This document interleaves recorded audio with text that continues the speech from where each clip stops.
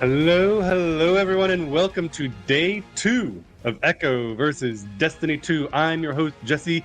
I'm joined today by some amazing casters, Fallout and Mikowski. Fallout, tell me, what did you think of how the boys did yesterday? How was it to watch the best WoW gamers in the world play Destiny 2 for the very first time?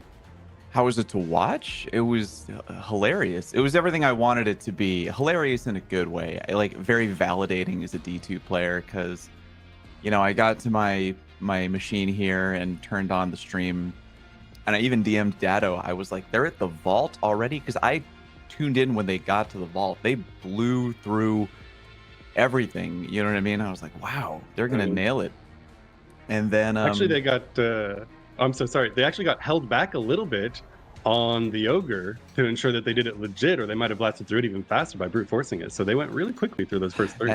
that seemed to be kind of a common theme. They almost brute forced through the vault due to RNG alone, which is mathematically hilarious, but yeah, very validating as a player to see like they getting all the theories and the wacky shenanigans that come into their head. They're trying to figure out lunar cycles or whatever. Like, very, very funny. But they're clever and dedicated players. It's admirable and fun to watch. And watching the D2 community kind of get together to experience the joy of the blind raid along with them. It's been very fun so far. Very fun. Yeah, there were some fantastic moments of potential overcooking. Some of their takes got thoroughly baked. I remember when Narco said, "Okay, let's go back to the Garden of Eden." All of it back as they try to figure out the moon cycles. Mikowski, now that they're working on Riven, do you have any predictions for the day? Do you think that they're clearing it today? I feel great about their chances to clear this, maybe even before lunchtime for those of us here stateside. I told Fallout and Jeeth when we started, I never thought 6 years after the release of Last Wish we'd be up at 6 a.m. to cast it, but this has been incredible. Usually I'm the PvP main that sneaks into the raid group. I'm great at ad clears and I'm a great listener, so the Sherpa tells me what to do and I'm able to accomplish that. But one of my big takeaways with that is the level of communication that it takes. I'm more often than not casting Halo on the weekends. Here we are with Destiny 2, but the level of communication is the exact same. And I'm not just talking about the mechanics and discussing strategies and having the big brain, gigabrain galaxy strategies like we heard yesterday. The tone, knowing when to uplift or motivate your teammates. Those were the same things that I was noticing that you'd find in a Halo tournament on Championship Sunday. So I was so impressed with these guys yesterday, and I feel great about their chances of completing this before lunch. Yeah, that's a really important point. Obviously, in World of Warcraft, where these guys specialize, you're doing a race for 10, 11, 12, 13 days straight. Morale is hugely important, and it's something that they've got locked down. But the other key, I think, is just that they're having so much fun, right? They're actually doing this for fun, and they're having fun doing it. So it's really easy to stay lighthearted and happy while they're doing it. The communication's a really important point. We saw yesterday Vault teaching them a little bit about asynchronous information. Some people know something that other people don't. That's going to be Fallout. A huge part of Riven, isn't it? That is a major theme in when I try to talk to people who have never played a D2 raid before. One common theme that I really try to make sure that they understand: Bungie is a big fan of making sure that one group, one player, whatever on the team has a unique piece of information that then needs to be somehow relayed to the rest of the team. That's a very common Bungie theme in a day one raid. And that's definitely going to come into play with Riven today. I tuned out a little bit. I had to do some YouTube work towards the tail end of yesterday's stream. I know they got to Riven. I can't remember how far they have gotten so far in terms of learning the Riven mechanics, but there is going to be a lot of, okay, here we see, okay, gotcha. Here's a familiar sight. Yeah, this is about as far as they got. They on the side with this, they saw the screen through which you see the symbols. They interacted with the orb and realized how to do that mechanic. What they haven't done yet, I think, is they know that they need to shoot eyes, but they haven't yet realized how to identify which eyes to shoot or when they're going to be doing that, which is going to be a big part of their progress today, isn't it, Mikowski? Yeah, I think in gaming, going all the way back to playing single-player Earthworm Jim on the Sega Genesis in the 1990s, developers utilize things like lights and glows to sort of push that invisible hand towards where they want the gamer to go. So I'm looking to see these World of Warcraft legends pick up on that, recognize, whoa, there's 10 eyes and 2 of them just glowed, right? So I'm looking to see them pick up on that and see how quickly they can. Like you said, yesterday they were able to seemingly get pretty far in this encounter with what 40 minutes left, I think, in the run, which I think was a huge, not only just uh, morale boost for them, but it was a momentum boost as well in the sense that think about the complexion of the start of today if these guys were still on vault, right? Like there's a little bit of doubt creeping into their minds, right? Like they're starting to wonder if they can actually do this. Now that they've gotten through the vault and they've gotten a first look at Riven, like that shocking experience dropping down in the God of War S scale of Riven in all of its glory, they've gotten through that and they've gotten a chance from what I saw yesterday after the stream concluded to talk through some of those strategies, how to execute on the mechanics. So I feel pretty good about their chances of putting things together here. We'll just the question is when. Yeah, absolutely. We see, obviously, one of the big challenges of Riven is those two sets of asynchronous information, right? One team sees which eyes to shoot and has to identify and communicate those. And then, of course, one person sees where the orb needs to be taken and has to communicate that. And obviously, the more quickly and smoothly you can do that, the better. Something that we see this team do a lot in World of Warcraft and Final Fantasy 14 is cook, right? Go out and draw, get on paint, start figuring out exactly how to identify things. And I think we see them right now labeling the different positions for ease of communication. What do you think of this? Obviously, in Destiny, there's a lot of different systems for identifying which eye or which node you're going to. What do you think of the system they're working together here? Oh, this is classic day one raid stuff. Absolutely classic. You get a lot of because you know that not every player is getting all the same information, and when you're trying to complete a day one raid in the time allotted by Bungie, so you don't miss out on that, cool emblem that you get to wear for the rest of the year. You're gonna do everything you can. You're gonna take, short video clips, screenshots. You got MS Paint open. You got teams coming up with different unique names for the call outs. I was kind of dying in chat yesterday. It was really funny calling it like, you got Seahorse and Dead Bird, Good Bird. It's classic day one D2 raid. Every group coming up with their own kind of name and variety for the symbols and the locations and yada yada. The real hilarity comes kind of like a few days after the new day one raid is over, because when all the strategies are kind of known, you then get all the teams like, okay, well, we want to run the new raid a couple times to get more gear, and you have this clash of information where new teams are forming to farm the raid. And someone's like, okay, call out, I have Good Bird. And then someone is like, what the hell is that? Good Bird? you have to compare notes on like what you're calling each symbol and all that. But in terms of writing down information and coming up with theories and sharing information, they're pretty par for the course right now, I would say. Yeah, very interesting. We saw this morning. There's the call outs. Dead Bird, Bird on Branch, Double Snake facing down. I love it. I love it. We saw on stream this morning, Scripe was up early gaming, really attached to the game, and he soloed Whisper this morning and grabbed Whisper of the Worm, which I'm sure is very nostalgic to Mikowski. Oh man, the Whisper of the Worm. That was again where me, a PvP main, could come in and say, "Don't worry, guys, I got this."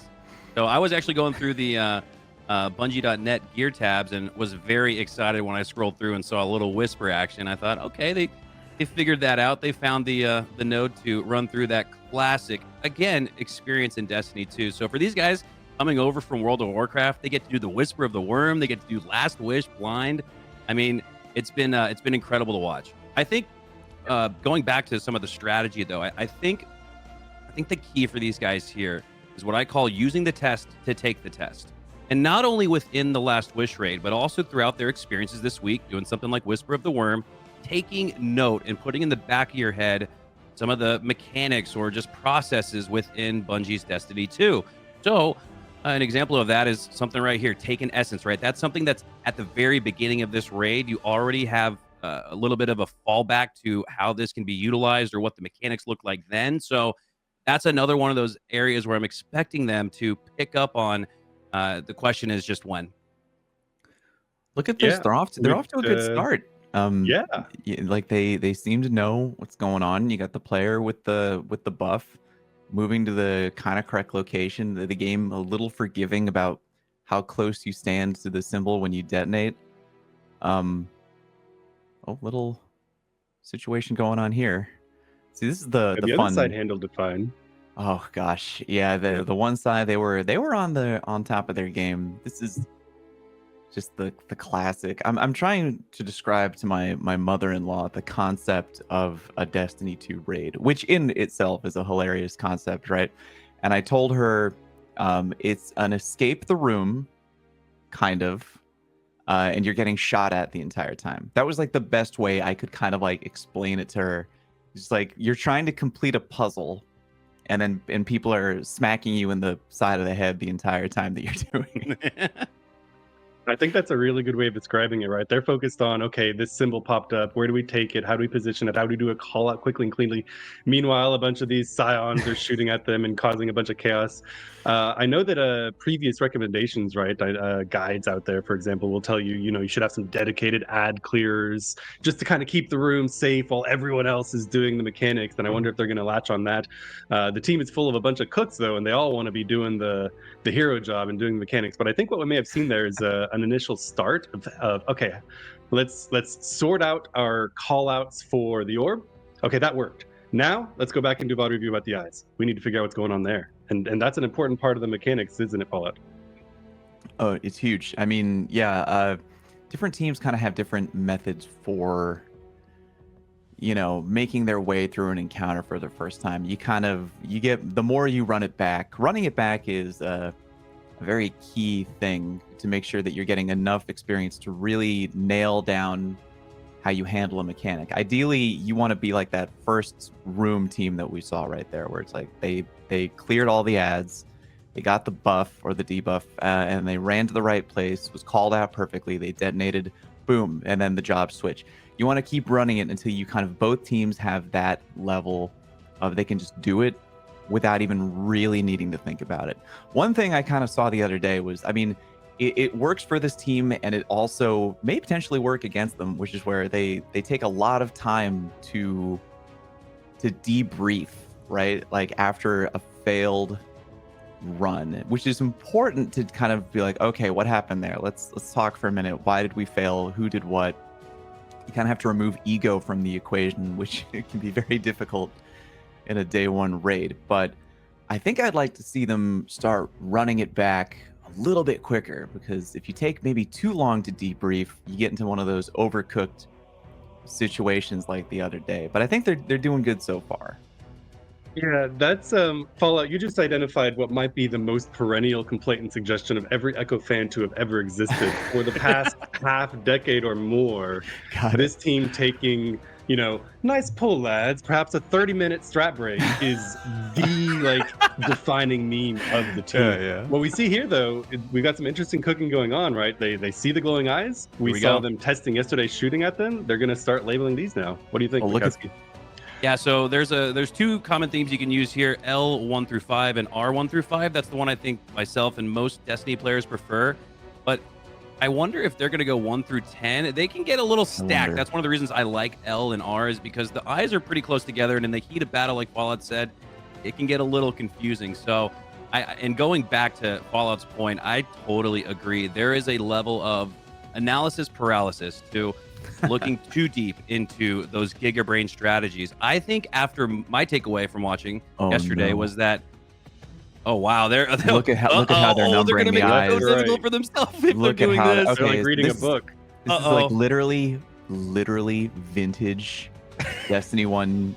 I mean, or Destiny 2 day one raid shenanigans. Like, this is the type of stuff where, a couple days after the day one raid has been finished, you think everyone's on the same page with callouts. You keep failing, and you're like, okay, which eye are you talking about? Yeah. And they let me bring up the diagram, and they bring up this diagram, and then Dado yells at you for half an hour. You labeled the eyes this way? Why would you label the eyes this way? What kind of person? This is you madman. I'm about to throw up looking at this icon.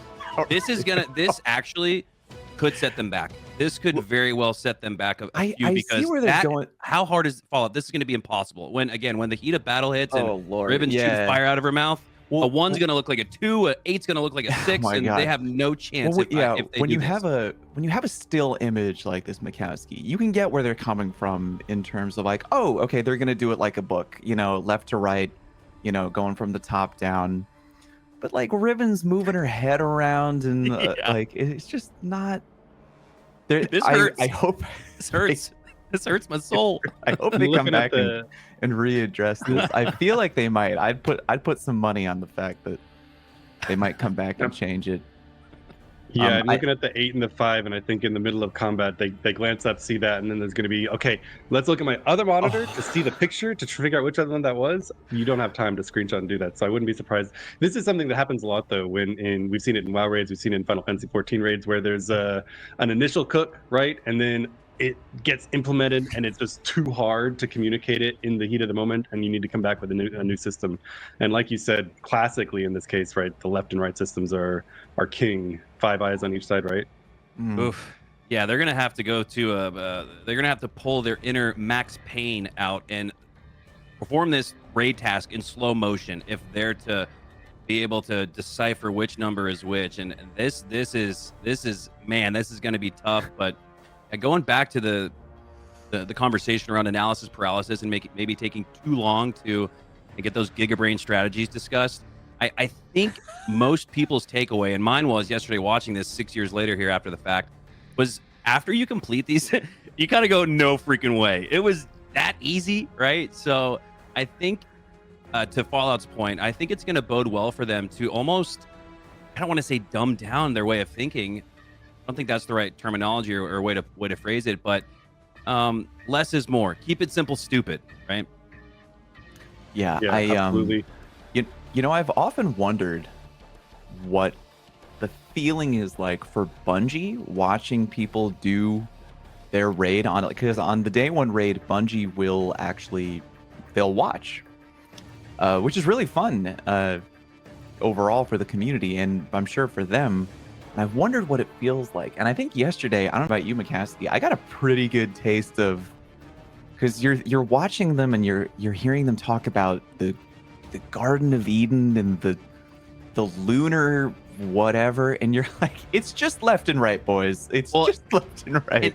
And that was so intriguing. They're bringing up the totality solar eclipse, which happened a week ago, right? Or 2 weeks ago. I don't know. The timeline in this world is crazy, but so there couldn't, like, they're tying things that could not possibly have been the case, right? I don't think Bungie has the gigabrain to assume that they're going to attempt this 6 years later and do something like that. So again, I think that's another example, Fallout, of them maybe overthinking and just like in Destiny 2, like mismatching the timelines a little bit. They got to the point where you're trying to get into the Shuro-Chi encounter and the door doesn't open. And I'm like, okay, well, someone's AFK. They all have to just gather by the door and then it just opens. And then like they're like trying to figure out how to climb the mountain. Just like, what is happening right now? Like, is this how Bungie really feels when we're overcooking and they're just like, just stand in front of the door? They just started a new numbering system because Roger and Scripe both numbered it left to right like you're reading a book and came up with different here we numbers. go. There we go. Okay, they're Like doing the that's old system impressive. you would use. They're doing Yeah, what I zigzag and then up originally and down. did. Yeah, the 1 to 10. And then, I kind of stubbornly stayed with that for a while, but I do think most of the community has fallen into the LR. This is definitely better than what we saw a moment ago. Okay, This is fine. good. This is fine, right? The room's on fire. This is fine. This is fine. It's a pretty short step from this as well to realizing there's 5 on the left, 5 on the right. If they wanted, it would be a pretty small step to go to left and right from this.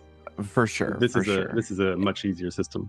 It's And a with how rare. quickly, sorry, go ahead, Fallout. No, you by all means. I was gonna say with how quickly they changed the strategy. I mean, that was one run in. I don't even think they got a run in before realizing this is not the play. So very impressive. It really goes to show that. Again, I'm loving that transferability from something like World of Warcraft to Destiny 2. Their ability to say, "Yo, guys, this strat is shit. We need to change it up," and that's exactly what they've done here. And this is going to bode well for them. A rare example where the overcooking is the play. They successfully overcooked the eye call out. I love it. I think the moment they realized they needed to do that is when Roger and Scribe both tried to do the left-right numbering and came up with different numbers for different eyes. Okay, that's not going to work. But now you can see Nope. them. They're pulling it up on their other monitor, so they have something to reference in the middle of the fight. They glance over at that. They're like, okay, yeah, that's 9. Love it. We'll see how that does for them. Please. I'm sorry. Go ahead. No, you. I was just going to say, and this is a slightly different topic, so jump in if you'd rather. With Scribe picking up Whisper this morning, from yesterday to today, do you think there are any other major build tweaks, like classes or subclasses or anything like that, that they could do that would seriously help them on this fight compared to the previous ones? What do you think? Major? I don't know about that. I think we're at the point where their biggest advantage in this fight is that they don't have to deal with any type of power level challenge at all. Like, correct me if I'm wrong, I believe this is now a 1600 base power activity, meaning that like you could just come in with a pointy stick, you know what I mean, and like you're gonna be doing fine damage wise. I always see we have some brave weapons here on the field. GG there. I think they could get the job done with a lot of options. I think there's just a couple things that they may need to be careful about. I think the other day I saw one of them was shooting Riven in the face with a grenade launcher. That's definitely a no-no. Any type of weapon with splash damage or, kind of an explosive payload vibe. I saw someone with Sunshot, which, did my heart good seeing someone pick up the game and immediately resonating with Sunshot, which is a terrific PvE weapon. But you gotta be a little careful shooting Riven in the face there, because a little bit of splash damage, you're gonna be shooting an eye that you don't want to shoot. But I think build wise, they have everything they need at this point to get this done. Yeah, I would not advise I would not advise them to utilize Sunshot or anything with any level of explosive ordnance because of the risk you take in shooting the wrong eye. But going back to you mentioned earlier, Jeeth, ad control and maybe designating certain players towards that. I think Scripe and Frago right now make the most sense for that. So I'm going to keep an eye on that. And the reason I say that is because they have the Sunshot. And the Sunshot is great against taken enemies. Let's say you do miss a shot, right? And they split into 2. Well, you almost have like a make back or a make good in the sense that you shoot one and you get the other, right? Through that explosive ordnance. So Sunshot's going to be great for clearing ads, and here we go. We're shooting some of the eyes. Uh-oh. Just kind of blindly, right? Like I don't think that they had any reason to. Maybe they're moving a little quick here. They have they got the symbols going on as Riven pokes her big head into the room. It's just there's a lot going on right now. Yeah, that's a timing issue with the strategy that they're going to need to work out, right? You probably don't want Riven landing on top of you as you're trying to land your symbol. It's really the last thing you want to have happen. Oh, go ahead. I'm sorry. Yeah. I mean, that's just an instant death, right? Although I guess you get the Riven back again. Maybe one of you could run through kind of the basics of how this sequence will go in phase 1 for the benefit of everyone that doesn't know what's happening. Mikowski, you or me? I'm happy to do it. I'll cede to Fallout and I'll shall we put the PvP main on the spotlight? Yeah, I'm gonna let you as the Sherpa tell me what to do, and then I'll fill in with some of my massive. Oh man, I'm gonna have Dado quiz me later because it's like no joke. Many people in the chat right now may be nodding their heads. I'm one of the scumbags out there who has done Riven cheese more than Riven legit, but the strategy basically is that you come down, Riven's going to poke her head into one of the 2 rooms. If she pokes her head into your room, your job is to stun her. So she's going to do one of 2 attacks when she first pokes her head into the room, right? She's got the tentacle comes down, you bait out the tentacle, don't get stabbed. Or the other one, the easier one where she just kind of breathes fire, and then you just shoot her in the mouth after she's breathed fire. Oh boy. Oh, you hate to see it happen. Okay, so after you've stunned Riven, she's going to have 2 of her eyes will glow. And that's the kind of situation where you're going to take mental note of the eyes that glow. And then she's going to stick her head into the other room there. And then you're going to damage her as much as you can. And then before she goes, you shoot the 2 eyes that glow as communicated by your teammates in the other room, right? and then I believe is the ideal time to do you give your little symbol call out cleanse there, making sure you go to the right spot as your teammate kind of calls through the window where to stand, and then you cleanse, and then you take the grav lift up another floor, and then the roles are reversed. The stun team Riven will switch rooms, and then you run the whole thing again. This is all sounding correct, Mikowski? No, that sounds great, sir. I wasn't laughing at you. I was laughing at not at all. I didn't Sparrow, think you. I there's a was just sparrow making screen sure now. I'm just not There's a completely bird. effing up here.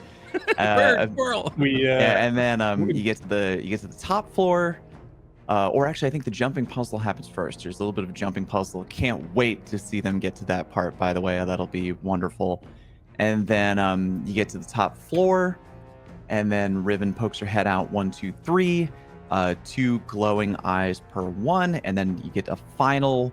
She pokes her head out a 4th time, and then you have 6 eyes in total to shoot. Now that may be very interesting to see when the team gets to that point. And then after that, you get back to where we are now, and then you drop down, and there are glowing you can do extra damage to Riven by kind of popping her zits, so to speak, kind of a gross terminology there.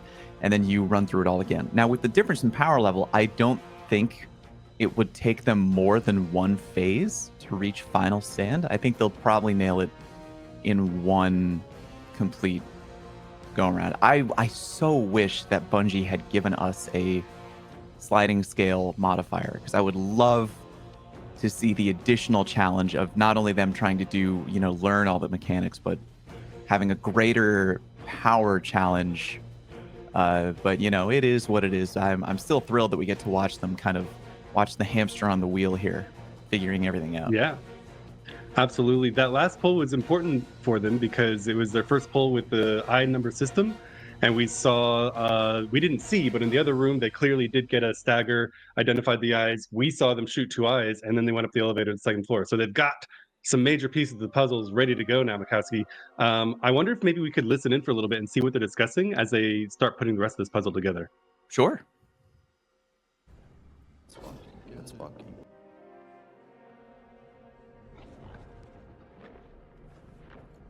We were supposed to do it like loads of times, bro, until we make it all the way back up.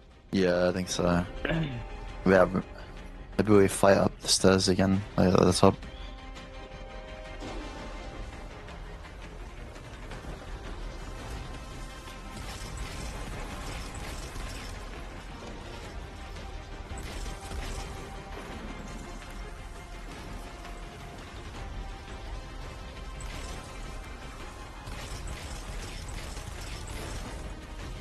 It's same Oh, again. it's a different phase. Hey, Yeah, her arms are out. it is the bird looking left, like bird. It's 4. Yeah, it's there. Look at the eyes as well, guys, on your side. I don't think we have the eyes phase. Maybe it's different each time. Yeah. Unless it's very DPS, I guess. I mean, we're chilling. Can't even do damage. Yeah, I don't know what she's doing. Oh, she's just left. Leaving now? It's Yeah. going up, I guess. Phase Didn't- different. You didn't show Didn't any do the eyes, though. Yeah. Jace is here. Shoot the mouth, I guess. I don't know, bro. Oh, I don't have ult. Dragon breathing fire to the left, Narco. The eyes glow up. I'm gonna shoot, bro. I'm shooting. That's 2. Bro, what? You just Wait, had no. a kid? What? If the eyes glow up, yeah, because we had this before. The eyes glow up and then we died. I don't What know. the fuck are we supposed to do then? There was nothing. We had no ads and like there was First- nothing. The first shot was, I think, oh, All right, so pretty clearly they have some of the pieces of the puzzle, but they haven't put them all the way together because we heard at the end there, eyes are glowing, I'm just going to shoot some. Yeah, That's, it's interesting to watch the level of you kind of watch the first run. You're like, okay, they got it, and then you watch them shooting 3 eyes, and you're like, do they have it? Like, where are they in the process right now? Seems like they're still working through some of their strategy and it seems like their gut instinct has pointed them towards some of the right mechanics, but they haven't transferred that up to the mind just yet. I think a great tip for these guys, if we were in the Discord as a coach, or even a great tip for anybody from the World of Warcraft community that wants to attempt something like The Last Wish, go into Destiny 2, go into your game settings, and make sure your chat is always enabled. By default, your chat will hide. And I think one of these guys, from what I'm watching here today, could clear comms a little bit, make things a little bit more less hectic, is by opening the chat, having it always there through the settings, like I said, and utilizing the game chat to type what eyes they see or the different callouts needed to accomplish this. That's going to get a lot of the clutter out of the comms, and I think could really help these guys, and will absolutely help anybody from World of Warcraft that wants to hop on over to D2 and try something like this out. I think I would like to see the next time that they go live. We've seen a couple times now the eye shooting team, right? We need to see the other side to see if they're staggering Riven in order to identify which eyes are glowing, right? Because that may have happened by accident last time. And if that doesn't happen, Fallout, they can't get that information, can they? No, well, I mean, you could always have the unbelievably lucky situation where you just shoot the correct 2 eyes, which I've actually seen before. Like, it's like, oh, I forgot to get the, I wasn't paying attention. Did anyone get the eyes? No. And you just shoot 2 eyes and you just happen to get it right, which is unbelievably lucky. But yeah, in a perfect world, everyone's getting all the correct information. They are so close to getting both key mechanics of this fight down, because they clearly have the eye of, or the, what's it called? I think it's the debuff is actually called Riven's Eye, the thing that the Taken Captain kind of drops. And then standing on the staircase and looking through the window and, okay, cleanse there. They have that mechanic. It looks like pretty down. So they're just missing the one key component here of the eyes, and then they'll nail it. Now, maybe I think you did mention it earlier, but for the chat and everyone else that doesn't know, how exactly do you stagger Riven so that you can see which eyes are glowing? And I'm going to throw it to the PvP main, Mikowski, as a little quiz. What does that other side need to do? Well, I think the key is just first identifying which role you have. So if you're to see Riven first, you're the stunners, the other side is DPS. And I think for these guys, what's going to be most difficult is the fact that in World of Warcraft raids, sometimes you have up to 40 people attempting the task. Here in Destiny, it's 6, and now in this particular encounter, you break it down to 2 teams of 3. So you're really putting a lot of weighted emphasis on these guys, and that's going to be kind of what I'm looking out for, is who's able to have maybe that hero moment. But I think for these guys, again, it goes back to that tidbit I brought up in the very beginning. Game developers, whether it's Destiny 2, World of Warcraft, Red Dead Redemption, whatever you're playing, the developers will utilize glows and lights. So I just think for them, and sometimes it kind of looks like they're all glowing a little bit, but I feel like these guys here pretty soon should be able to pick up on which of the 2 have a little bit more hue and go forward from that. It looks like when they did get the grav lift activated, it was just by pure RNG. Previously, we've seen them shooting, I guess for them, 10 and then 9. So seeing that a couple times back to back means that they haven't put what I just mentioned together, and keeping a keen eye on that, because like Fallout said, once they get through the grav lift and they're able to lift up and get to the DPS phase, I'm ready to see that Whisper of the Worm cook. Can I mention real quick? For any D2 players who are in the Twitch chat right now watching, I really hope that you're as excited and as I am for the conclusion of the Riven fight. I'm feel like it could go one of a couple ways during that final stand. Pretty sure the veterans in the chat know exactly what I'm referring to. I can't wait to see how all of this goes down. I want them so badly to get to final stand. I think another key, I think actually maybe even we are skipping a step, and maybe they are. I think they absolutely are, as it relates to the eyes conversation. They need to understand first how to draw out the stun, right? And there's 2 options. You can use the tentacle or the fire breathing. And again, going back to that glow or hue, if Riven's tentacle, it kind of has like this little, like, it's almost daring you to like, come at me. And it glows a little bit, right? So there's again that little subtle hint from Bungie to maybe do something with that, bait that in, draw that out. If you're lucky though, you get the fire out of the mouth, which shoots black, but right before that, it glows orange. So again, it really all goes back to that subtle nod or that invisible hand that Bungie's sort of pushing them to, and I don't think they have not figured that out just yet. You always I feel think so you're right. dumb. Go ahead. I'm sorry. Just gonna say, you always feel so dumb as a player when you inevitably, like, look how they reacted the other day when they finally learned. I was dying in the chat. It was hilarious when they were like, if we find out that that's the solution to the puzzle, and like everyone in the chat like kept like, we're just like cracking up. Like when you finally know what the mechanics are, you're like, oh, that's what it is. Like, it's just that. Like in Bungie, you're right, Mikowski, dropping all the visual clues. It's like, shoot the mouth is glowing from the fire. Oh, come to the tentacles, glowing white and black or whatever. Oh, look, 2 of the eyes are glowing.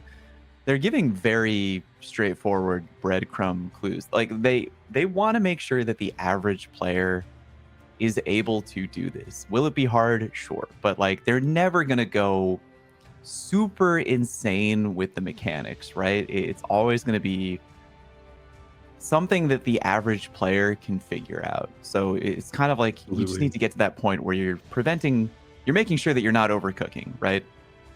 If you've gotten to the lunar cycle phase, you've gone too far. We saw in the VOD review that Andy went back and looked at his VOD to see that he had tried to shoot at the various tentacles. They're clearly trying to figure out how to do that stagger. So I'm very interested to see this time if they can figure that out. One of the things is, of course, you see a glowing tentacle, maybe a D2 player thinks, okay, we need to bait that to hit, but a WoW player, I promise you, thinks, don't get hit by that, don't stand under the tentacle, it's going to slam you, right? Avoid the dragon's tail swipe or whatever it is. So it'll be interesting to see if they can identify. One thing that is absolutely true, like you said, Fallout, is they want it to be doable. There's only so many ways to interact with it. If the tentacle is glowing, shoot it. Does it do something? No. Okay. The tentacle is glowing, stay away from it. Does that do something? No. Okay. The tentacle is glowing, go near it. Once they get that science down, they may be able to see it. The issue is with the RNG of whether it's mouth or tentacle, will they actually be able to make that connection? Oh boy. And they're truly fighting without the strongest day one raid resource, which is communal knowledge. They are literally going into the raid with, like, hands over their ears, hands over their eyes. They're not allowed to look up strategy. They're not allowed to talk to other players or anything like that. And truly on the day one raid, there is so much sharing of information. You have people talking on Discord, people talking between multiple Twitch chats. You have multiple windows open, checking the progress of other streamers. Here we go. Oh, here they shot the cannon out. Okay, here we go. Got it. Yeah, and we're on second floor here, so they do have the pieces now. They put it together, and who are we on board with here? Oh, it's the Whisper. This is so incredible. I was gonna start to mention, I'm looking at Psyduck maybe to have this figured out as it relates to, again, those glows and hues. I actually ran through the Whisper of the Worm mission a couple of weeks ago with one of the 3 developers. Actually, I don't know, little inside information. Only 3 developers created the Whisper of the Worm mission. I don't know if a lot of people know that. It was a very small team, and I was able to run through that activity with Viper Zero, one of the developers at the time at Bungie, who created this mission, Whisper of the Worm. And in it, he mentions to me, as it relates to the puzzle and the jump puzzles and maneuvering through the activity, the glows and the hues and the lighting that almost points you towards a certain direction. So with Psyduck having that previous experience this week, running through Whisper of the Worm, I'm not surprised that it looks like he was the one to figure out how to stun Ribbon and draw out that glowing hue and get these guys a little bit further in the process. Yeah, it looks like so they successfully got the stun on the first floor, and they all went up the elevator to the second floor, and then it looked like they didn't do enough damage to the tentacle to actually see the glowing eyes on this side, so they again couldn't shoot them on the second floor on the other side. So I wonder if we can listen in for a little bit, and of course you guys can talk over, but I want to hear their comments to see if they've put all the pieces together now. Do enough damage. They're going to want to dump that thing with special here. You don't want to get in between a reload when you have that opportunity to strike. So I mean, that's my looking guess. to see maybe the Succession, I believe, the sniper rifle, which is being used by one of these 6 players, would be a great option for them to get get those 2 eyes activated. Yeah. Like when you I stop think your so, toe, yeah. That makes sense. you need to damage here. Yeah. Yeah, they know. Yeah. They needed to do more Yeah, damage so to the that tentacle to symbols get the were stagger. just different positions last Oh, time. they know. They're cooking. And we had 12 of them. Oh, sorry. Oh. Wait, no. We had 12 of them last time as well. Okay, all 12 were on the bridge this time. There was no symbols in the middle. Oh, they figured What the something out. Oh, Yeah. they learned that their but- numbering system isn't going to work Yeah, out but how does perfectly it anymore, work, haven't Roger, they? when you said This is very you interesting. saw an Well, this animation? Because on my screen, you were in between 3 symbols, you popped it, and it was just fine. No, it just shows like I don't want to talk over their Yeah, comms but- here. Wait, that's a new one. Yeah. when you're. So- No, go ahead. The production can fade them down so that you can. Oh, they can fade them you can down. express your Oh, thoughts. beautiful. Yeah. Alright. If you start talking, production will drop them down, and you can let everyone know what you're God, thinking. shout So out go to the ahead. Power. production team, by the way. The production team killing it up here. But yeah. So if you just heard on the comms, they just figured out that it's not a static set for where the symbols are located. There's actually two different patterns where there's one very noticeable one where you can have 3 kind of down in the middle on the bottom floor there in the plate. And then there's another one where there's no symbols down there in the middle on the bottom plate, which is interesting. Which, Bungie kind of throwing the players a curveball there, because if it were just one static thing, it would be far easier to accomplish, right? So they're figuring out every piece of the puzzle here, slowly but surely. Yeah, I guess that's kind of a theme of this fight is that coin flip, right? There's several different coin flips. Which team is doing the stun versus the damage? Which configuration of symbols do you have? Is it tentacle or breath? Like a bunch of different simple coin flips, but that creates a lot of different permutations, doesn't it, Mikowski, that they need to work through in order to solve this fight.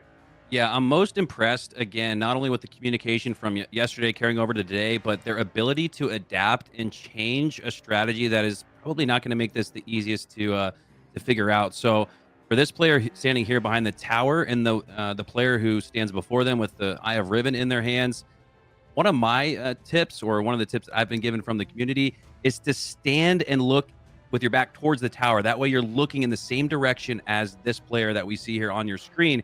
That way, when they say my left, your right, my right, it's move left 2 meters and down 1, right? So I think that's going to be one of the communication keys that I'm looking for here, is if they're able to figure that out. And it seems for now that they figured out that there is a dynamic mechanic here at play, and they're progressing, maybe a little bit slower than I even anticipated, but they're slowly but surely moving along. Now, I wonder, Fallout, if you have any, if you were going to give them some advice about, progressing this fight, is there something that they could be doing that they're going to run into difficulty with just timing, right? The flow of the fight, of Riven popping out when they're trying to solve the placement of the orb. Is that something that they can tweak and make smoother to have a good sequential play? Would I give them, what advice would I give? It's a good question. I think they're doing fine. I can't see perfectly because some of the players have their webcam located in a place where it would be covering up the in-game text chat. My team usually very much utilizes the in-game chat during the day 1 raid because you have that information. So if you see the eyes, we quickly type in the chat like L1 R3, right? You just leave that information there. It's very easy to forget. It happens all the time if you're a regular raider, because if you're running the encounter back multiple times, all the numbered call out memories, they begin to blend together, right? You're like, what eyes did you say? Was that like L2 R4 or was that last run? Like, so if you just have the text chat there to kind of keep that log, it'll help you remember the eyes a little bit easier. But other than that, I think they're doing great. I agree with Mikowski, having the Eye of Riven holder put their back to the tower, so you're looking at the same layout, is a good idea. Other than that, I think they're doing fine. It's just that it's going to be a matter of getting that eye mechanic, the stun mechanic, getting that completely down, eye mechanic, getting that completely down. They're going to nail it. There's going to be a point where the dam breaks. It always, like in moments like this, you're always like, this could go on for a while longer. But really, they could be moments away from final stand. Once that dam begins to break, it's going to happen very quickly. Yeah, shout out to all the curious. shout out to all the Go ahead. PlayStation and Xbox gamers, because this raid is infinitely more difficult, I would argue, to do without the chat box. And we talked about Totally. that system setting within the game to utilize and always have the chat on. That way, you don't even have to refresh your memory or refresh the chat itself. It's just always there to recall. But I want to give a quick shout out to Bullion, who I put together a little Last Wish task force team this week. We ran through the Last Wish together. Bullion was one of our Sherpas, and Bullion is one of a handful of people in the world to solo Riven on Xbox. So if you get a chance, man, Bullion, go check out Bullion's run on YouTube or Twitch, where he soloed Riven on Xbox. That's an incredible feat. Wow, That's pretty wild. That's impressive. Something that happens a lot in WoW, right, is timers interacting with mechanic pushes, and you try to avoid certain overlaps, right? If the boss's health hits 75%, he goes into phase 2, but on a separate timer unconnected to his health, there's this mechanic. You don't want it to happen at the same time, so you stop DPS, right, in order to prevent the push from happening at the same time as bad mechanic. Is there anything they can do in this phase 1 to make it easier on them in terms of timing, right? To prevent them having to identify eyes while also dealing with the orb at the same time. Can they control a little bit the flow of that fight? Not. I mean, I feel like that is more of a thing maybe on other raid encounters. When you mentioned, stopping DPS, the immediate thing that came to my mind was the caretaker encounter from the Vow raid. But because if you over damage the caretaker, if you're not paying attention to, they have like a flashing health bar. It's like kind of health gated a little bit. Destiny players love bosses who are health gated. It's our favorite thing ever. Having to stop damage. He's Pump kidding, the brakes guys. now. He's kidding. WoW Doing players a little also too love much to just damage stop there, DPS. guys. Yeah. I mean, The damage gate. I lost a day 1 completion in Deepstone Crypt because of I believe it was the elevators encounter, and we did too much damage with the falling guillotine. So that was you just brought back a great memory. That's The what you pain get. just filled my chest. that's what you get, idiot. That's what you get for being too good at the game, Mikowski, and over damaging. Scrub. Next time you'll learn. But I think it's a simple conversation we're having as it relates to the game chat again, and always having it on. That's actually, again, a step ahead where these guys even are. I have not seen a single text chat opening here, and that's just going to make And you this won't. so much easier to do. I'm willing to go ahead and Nostradamus says that you're not going to see that, right? It's just a very foreign idea to these players. They're going to talk on voice. They're all going to talk at the same time. You're not Sure. going to see them open the text box and type there. That's just not something that's ever happened. So I assume in WoW that game chat, the text chat's hardly, if ever, used. That's very interesting. It's essentially, yeah, it's not used at all. Are they still VOD reviewing, or is this a live poll? I This looks think live, I we're believe. live. Yeah. I think we're live. I want to turn the voice chat. I want to turn the voice chat up and hear their Sure. communication this poll about stunning and getting guys into production. If we can swap to whichever side is going to be stunning, that would be perfect. Yep. Okay, subscribe. It's the 8. Okay, Andy just called that they can hit the mouth. Do we have Andy's POV? Number 5. 5. Yep. Use with them, Roger? Which ones? There's a Five and PvP weapon. Ooh. Okay. I'm shooting, yeah. They called out I5 and I8. We shot him. It's Okay. Beautiful. fish. Beautiful. Great job. Okay. Like, looking to the Go left. back, right? Wow, I done? think. Yeah. And like you yeah. said, that was Andy making it very clear from that previous experience. He's been grinding this game so much. He's able to make that Yeah, connection fish for that stagger. Here We're we going go. with the second floor. I'll do the orb. And what happens up here? It's just switching roles, right? Each team Yep, does just, what the other yeah, team had the done. ribbon goes into the Yeah, opposite yeah, room, yeah. so it's just the same thing we're but going flipped. All right, let's see if Roger's team can get the stagger as well. Mason, you did the nice. Okay, tenties. Tenties. I'm trying to bait as well. Oh, on the left side, maybe. On the left. See, they saw Hitting? the glow, called out the Okay, left side, okay. but it actually went right. Ooh. That threw him off a little bit, it looked like. 9, Mm. Yeah, 9-10. Nice. 9-10, okay. Snake with double head looking. Well, got it though. Staying with the They got 1 to it. 10 I call out. I think they don't know yet that when the tentacle slams down, they get bumped, and that causes a little bit of havoc and chaos. That is Yeah. very, very annoying. Oh, there's Yeah. another left. Quick Left jump in the will middle, knocker. mitigate that. Makes it a lot.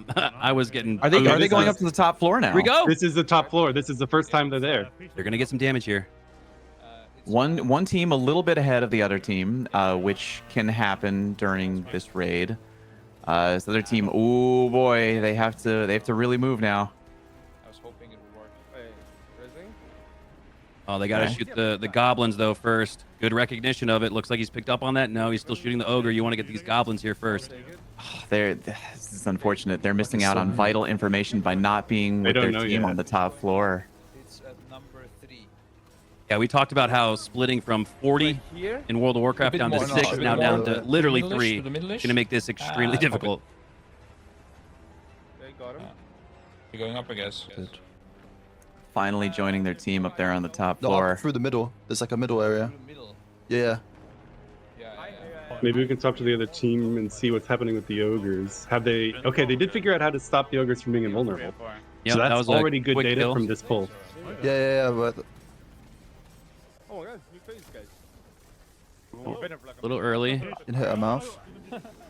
Oh boy. Okay, are they paying attention to the eyes? Andy just saw it. 6 and 9. Yeah, 6 and 9. They got it. He Nice. looked over at his other monitor to see Wow. which one's on the code. That's Yep. incredible. He did not pick it up in real 6-9, time. That's yeah. right. He had to watch the rebroadcast. I to love it. Pick that up. That's I love it. yeah, Eddie Gamer right there. Maybe shoot them out. Yeah, shit them out for now. Okay, I got more eyes. Okay, and now it's a different 3 and 5. 3 and 5. 3 and 5. Got it. Don't shoot, Look bro. at Andy, absolutely gaming. He's called out all 4 eyes so far. He's really That's- clued in on that. Boss is already dead. That's huge. He's really carrying the weight here because usually this is something that gets 6 and 9 now. accomplished across the squad. So this Yeah. is impressive from Andy. Okay. Oh, I think are they missing? Oh! I shot the 2 that one. That was. They're laughing We though. can turn chat down a little bit. They're laughing because that was a huge progression pull, right? They got a huge Yeah. amount of information. We're gonna go cook with that. How important was the stuff they got from that Fallout? That was great. You know, it's sometimes you make an inch of progress. Sometimes you get maybe a mile. You know, I'm gonna use some American distances here, where we, you know, convert those out of freedom units in Twitch chat there. But yeah, they made a lot of good progress there. They made it to the top floor. One team got a little bit more experience on the top floor than the other, but that's okay. They learned now that there are multiple eye glowing phases on the top floor before final stand. They're getting there. I mean, if they can consistently get back to the top floor every time now, the more they do it, they're going to get faster and better at it. They're going to get to the point where both teams ideally are up at the top floor at the same time. And yeah, that was a great run. I'd be really happy with that on a day 1 run. It gave them a lot to cook with, that's for sure. It's going to be interesting. I think they're probably going to go back to the drawing board maybe a little bit to sort out what delayed them so long to get the second team up there, right? They had some miscommunication with getting Right. the orb in the right spot for that cleanse. But then they're also going to be cooking a lot in this phase 3 of saying, okay, clearly we have to shoot eyes again. And I wouldn't be surprised, Mikowski, if they assign teams for this. Is that something that happens fairly often? Different people have different responsibilities for which eyes they identify and then shoot later? Yep. Usually just going up and down the fire team. Whoever's 1, 2, 3, 4, 5, 6, you can delegate that based on the first set of eyes, the second set of eyes, and so forth and so on. But they were really close right there. Only 2 mistakes, if you will, or two areas where they could improve upon. It looked like they shot I4, 3, and 5 were it, and then getting that second team up the lift a little faster is really all that stands between them and a lot of glory. I applaud that one guy for being so on the ball. Which player was that? Who taking note That of all was the Andy. excellent job taking note of all the eyes. I feel like day 1 Andy is raids. Stripe, right? Say again. Gamer I'm sorry, tag. what? Andy's gamer tag is which one again?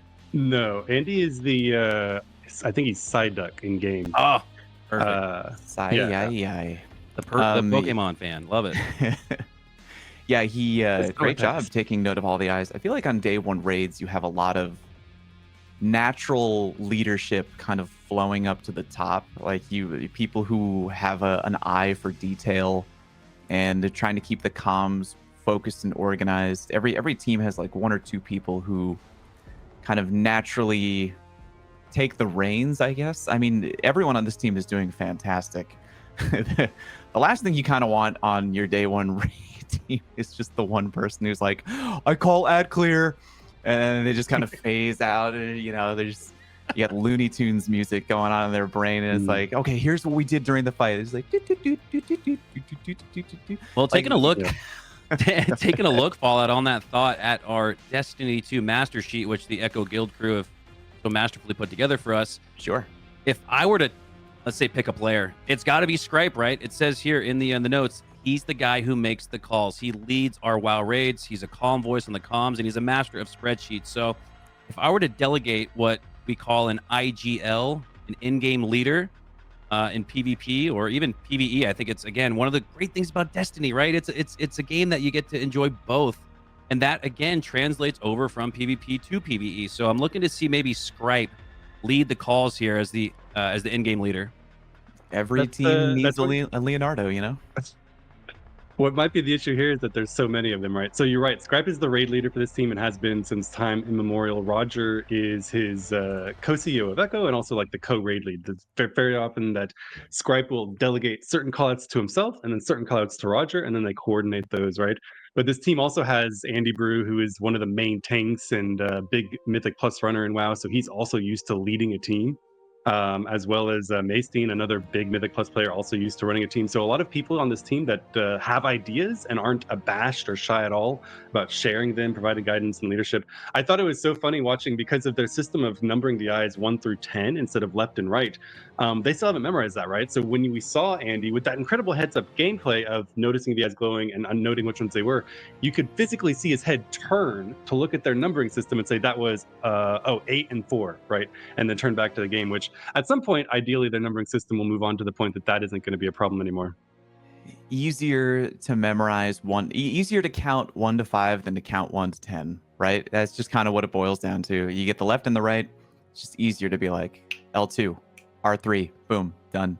And there's that noticeable gap between 5 and 6 in their eyes, no pun intended. And I think, again, Fallout, that's where it makes it way easier to just go left and right. So Sure. we've talked about how willing and able they are to adapt to some of the strategies that could work but aren't optimal. And as every raider knows, you want to be optimal with DPS and the strategy. So looking to see if that's an adaptation that they take into this next step. Absolutely. Like I said earlier, it looks like Scripe really wants to zero in on fixing the issue that caused that one half of the team to get up there late. And he wants to get a better system for calling out where the artifact, the orb, needs to be taken. What do you think of their system of numbering it compared to what's typically done here, Fallout? It's classic. I mean, like, there's nothing wrong. Are we talking about the eyes, or are we talking about the symbols here? These symbols are what kept the team from going up soon, and it looks like they're trying to get a system here that's a little bit faster than they had before, at least. Yeah, I mean, it's not unexpected. Like, trying to come up with a concrete sort of method for, like, they want to come up with a foolproof. It sounds like they're very much trying to come up with a foolproof method of making sure that there are no mistakes in terms of, like, stand here, detonate, right? The funny thing is that even though, you know, with the Riven Eye callouts, teams are very on the same page. It's like we need very, very specific callouts. I do believe the symbol callout progression has literally evolved to the point where you're just kind of like, yeah, left side of the staircase, like halfway up. And it's like, here, no, a little more to the right. There, yeah, it's fine. Like, I mean, totally I can agree. see that being easier than trying to memorize number 11. It is, but you know, it's the mind of these players. They're all very, very smart. I can completely see where they're coming from, where they want to. It's only natural, right? As you feel like the first strategy you come up with is like, let's just nail it all down. Let's be official. Give official call outs for every position on the staircase. And it just turns into like Bill Murray from Groundhog's Day. Like, you know, you do this raid like 50 times. You're like, yeah, it's the right side of the staircase. The one that's at the top, but not really the top. And they're like, yeah, I got you. Yeah, I got you. Like, everybody kind of knows. But figuring it out for the first time, yeah, I understand where they're at mentally right now. I still think they're doing a fantastic job.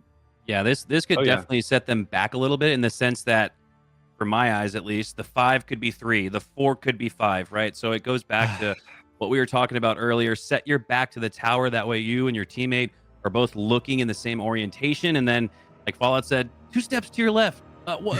Step 1 forward to the right. Right? It sounds a little bit more chaotic, but it actually works better. And I think, in my opinion at least, since you have this 1 through 10 system in Riven's eyes, keep that for Riven, right? I think they're trying to kind of use the test to take the test in maybe the wrong way here and applying more of these 1 through 10 numbers where they simply don't need to.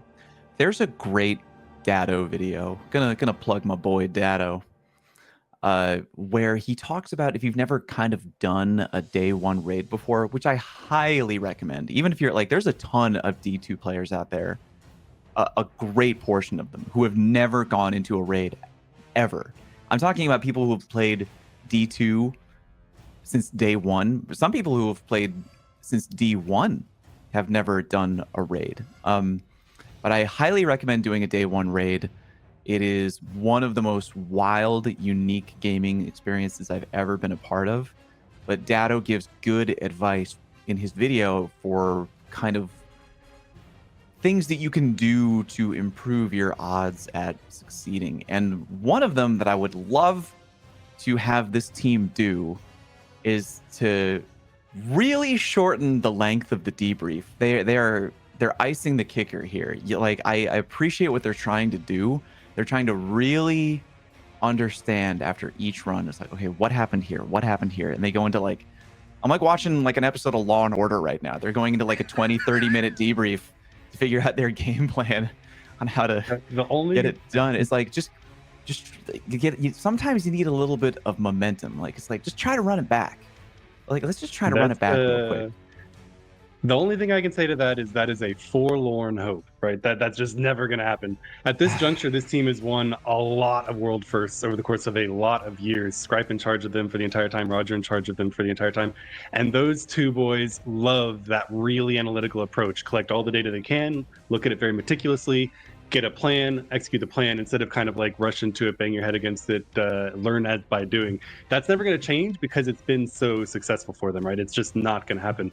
One thing we can do while they're sorting out their numbering of these symbols is we can turn up the voice chat a little bit so we hear them counting. But then I also have a couple of new texture displays that I can put on my completely blank wall behind me to thank one of our sponsors and show them off to chat. So I'm going to do that really quick. Beautiful. If you guys don't mind.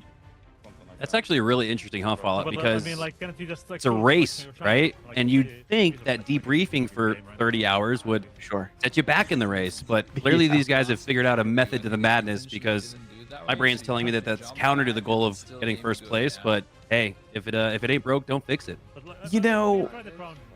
I don't know if this is going to come out the right way, but they're almost too smart, right?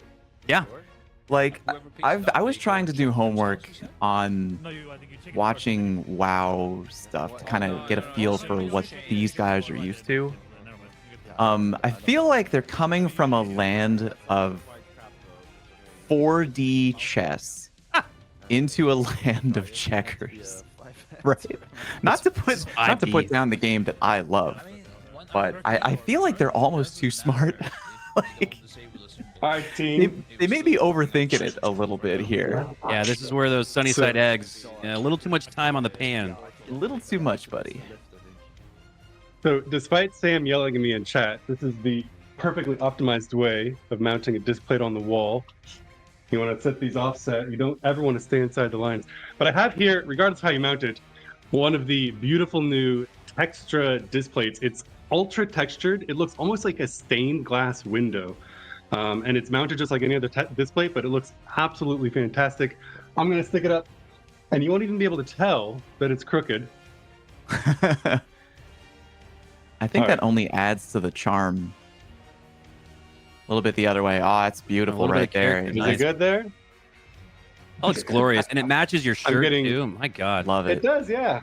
There we go. So no longer a blank wall. I've got another one I can put up later, but I wanted to throw that in while we were numbering symbols. Yeah. The key here, of course, despite how much production is currently scolding me for the crooked magnet, is that no matter how poor you are at sticking these magnets on the wall, the nature of magnets is such that it will just work. It just works. So there we go with a beautiful display on the wall. How far have they gotten? I'm going to tune into comms a little bit and hear what they're numbering. Because I think Fallout is right. I think Fallout is right? Normally, there's no stopping them from debriefing and trying to get the perfect optimal strat. But here they've made so much progress, gotten to the 3rd floor. This is approaching Overcooked, having the perfect system for telling you to go on the left staircase halfway down. They're too smart, man. They're too smart. If I could go, I'm obviously not going to, because I want them to receive 0 help, because this is so fun to watch and I want this to go on for as long as it can. But in an alternate universe, I would join the voice chat and be like, boys, you're too smart. Run it back.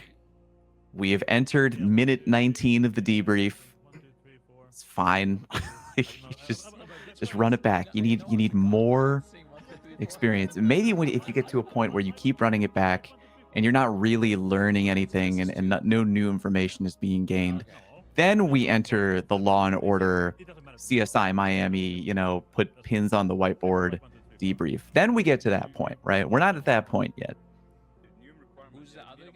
They need to keep it simple, right, Mikowski? They gotta Totally agree. And Jeeth, when you stood up to place that beautiful display on your wall, we sort of took the conversation towards almost like the counter ideology of how in these raids, when you're going for world's first, it's a race. So it almost seems counter to take 30 minutes to discuss strategy. But like we said at the end, if it ain't broke, don't fix it. But I'd love to hear from your point of view, coming from that World of Warcraft community.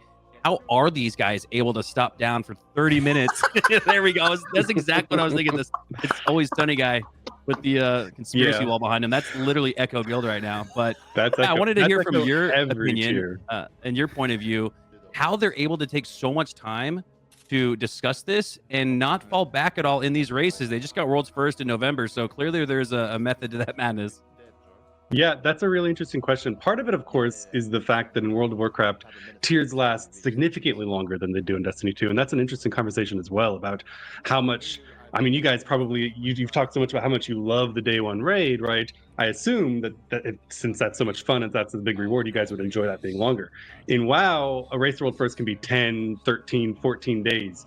Of playing every single day. And if you're playing for 13 days, spending 30 minutes isn't a big loss like it would be if you're going to clear it in 24 hours. So that's one really big point. The other is that there's 2 big guilds in WoW currently that have been competing for World First, Liquid and Echo, and they both have kind of diametrically opposed approaches. Liquid is very good and has won several World Firsts with their approach of just pull, kind of what Fallout was talking about. Get in there, get more reps in, get the practice, learn as much as you can, get in there and do it, don't overcook. And they have a lot of success with that. They learn by doing. What Echo has always done has been this diametrically opposed approach where instead of just learning by doing, they do a pull, they get new information, and then they examine it meticulously, milk it for every bit of information they can.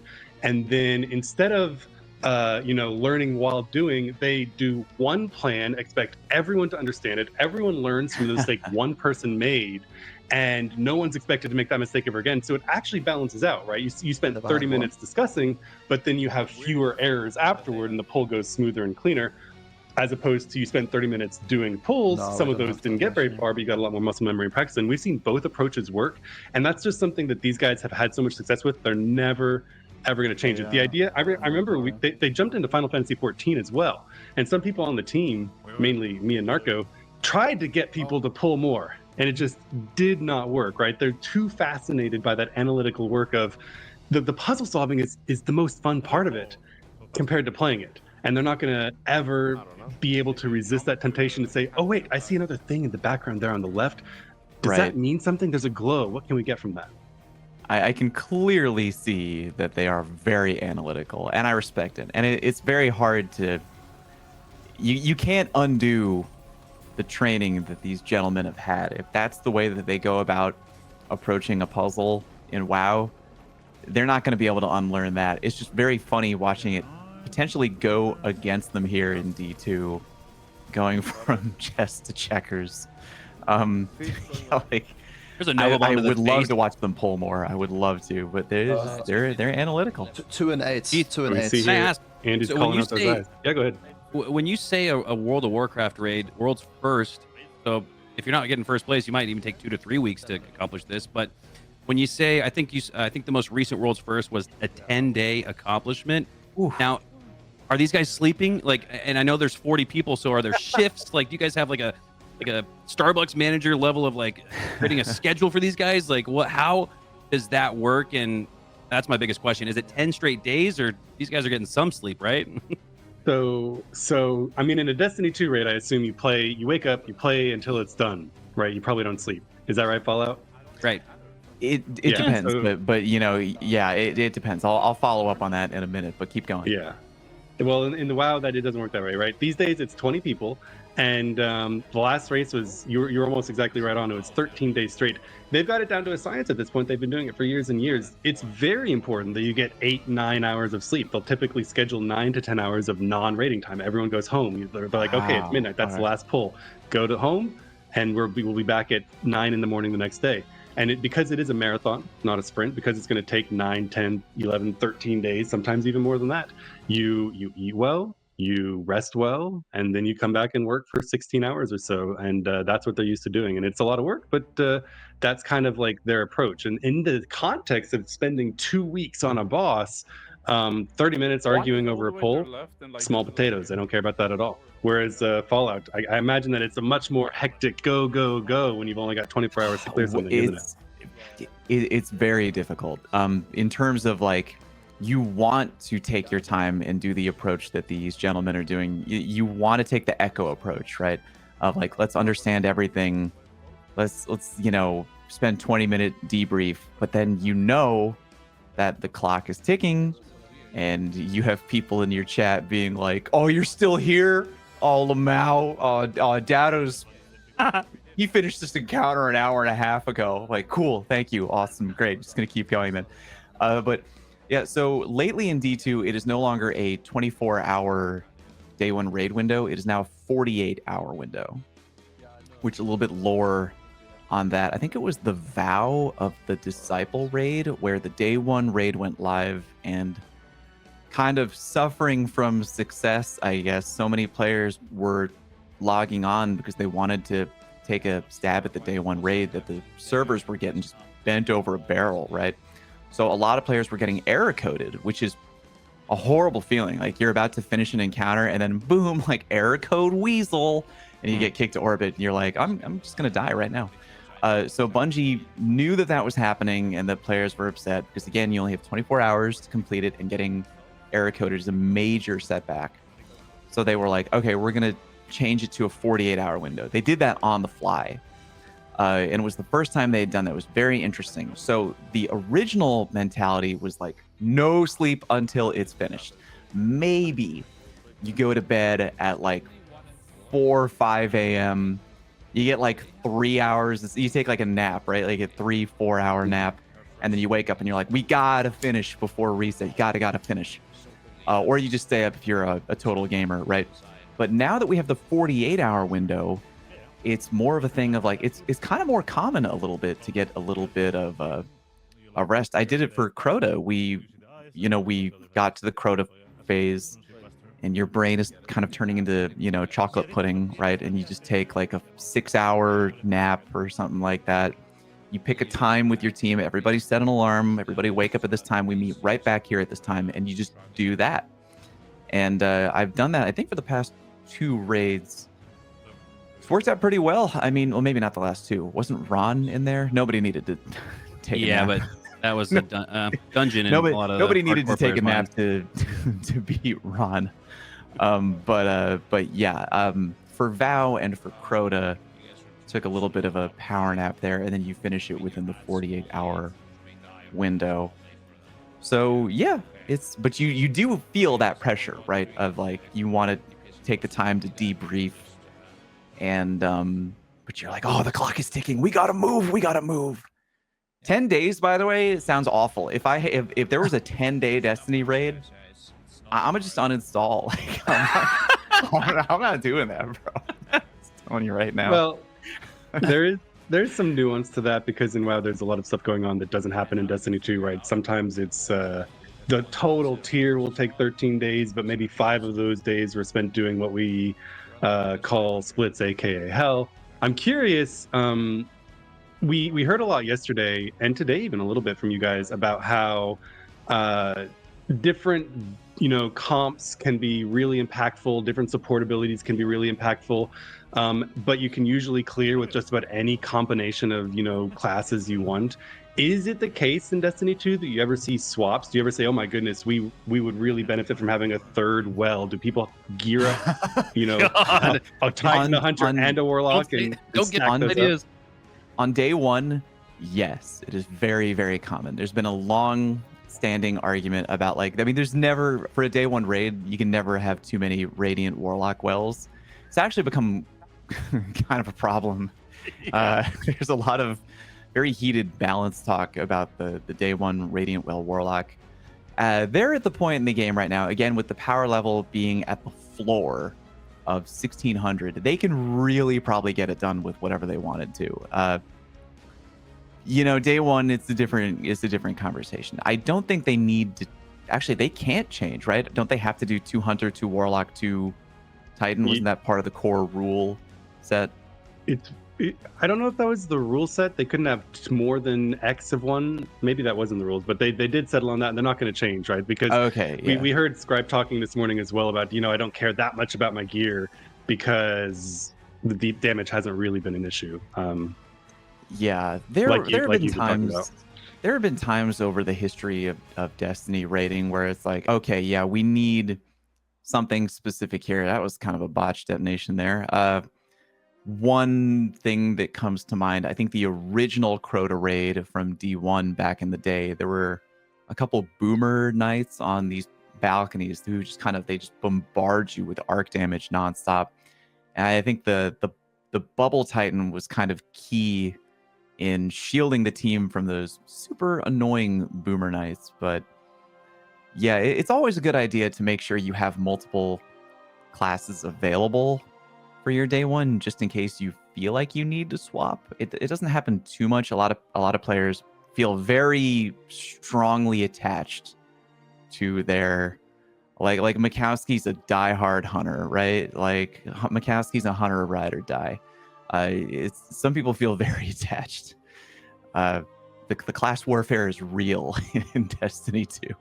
Yeah, you definitely identify almost as your class and your character. And one of my big takeaways from this Echo Guild roster is the fact that they made it pretty simple carrying over from World of Warcraft to Destiny. Roger Brown, for example, he plays Hunter in World of Warcraft, and he's a Hunter here in Destiny. You look at someone like Andy, he's the tank on the team, and he plays Titan here in Destiny. So that was some of my interesting takeaways when I looked at the composition of this team. They seem to carry over their personality traits. Like you said, Fallout, you almost identify as a warlock in real life if you play it in Destiny too. So really interesting to see those guys carry that thought. We have made it back to the top floor, by the way. It was Yep, back to the top floor. After that long cooking, right? It seemed to have done some good because very next pull they got past the first 2 floors very, very smoothly. The communication went really, really easily. They had designated shooters for the eyes. And right now, they're cooking. How do you think this is going? They're also not in those stun phases. They're not reloading and or shooting their primary weapon at the tentacle or the mouth. So to see things like the grenade launcher used on the tentacle or the sniper used on the mouth shows me that they're making a little bit of progress. I can't wait to see how this goes for the 4th Riven head pop out. Are they gonna nail a full damage rotation on Riven? 6 set of eyes too, so they have to. Is there. Right, they might be so fixated on the eyes. 5 and 10. Oh, okay. Oh, There they we are. go. Look at that. It barely covered by the webcam. There's the Yes, strat. using the in-game chat. Let's go.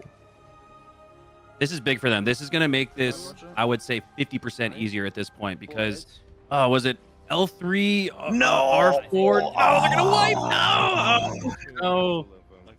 And a little bit more frustration in the body language here this time than when we previously saw them get up to the top floor. So maybe a little frustrated here at this point because they're so darn close.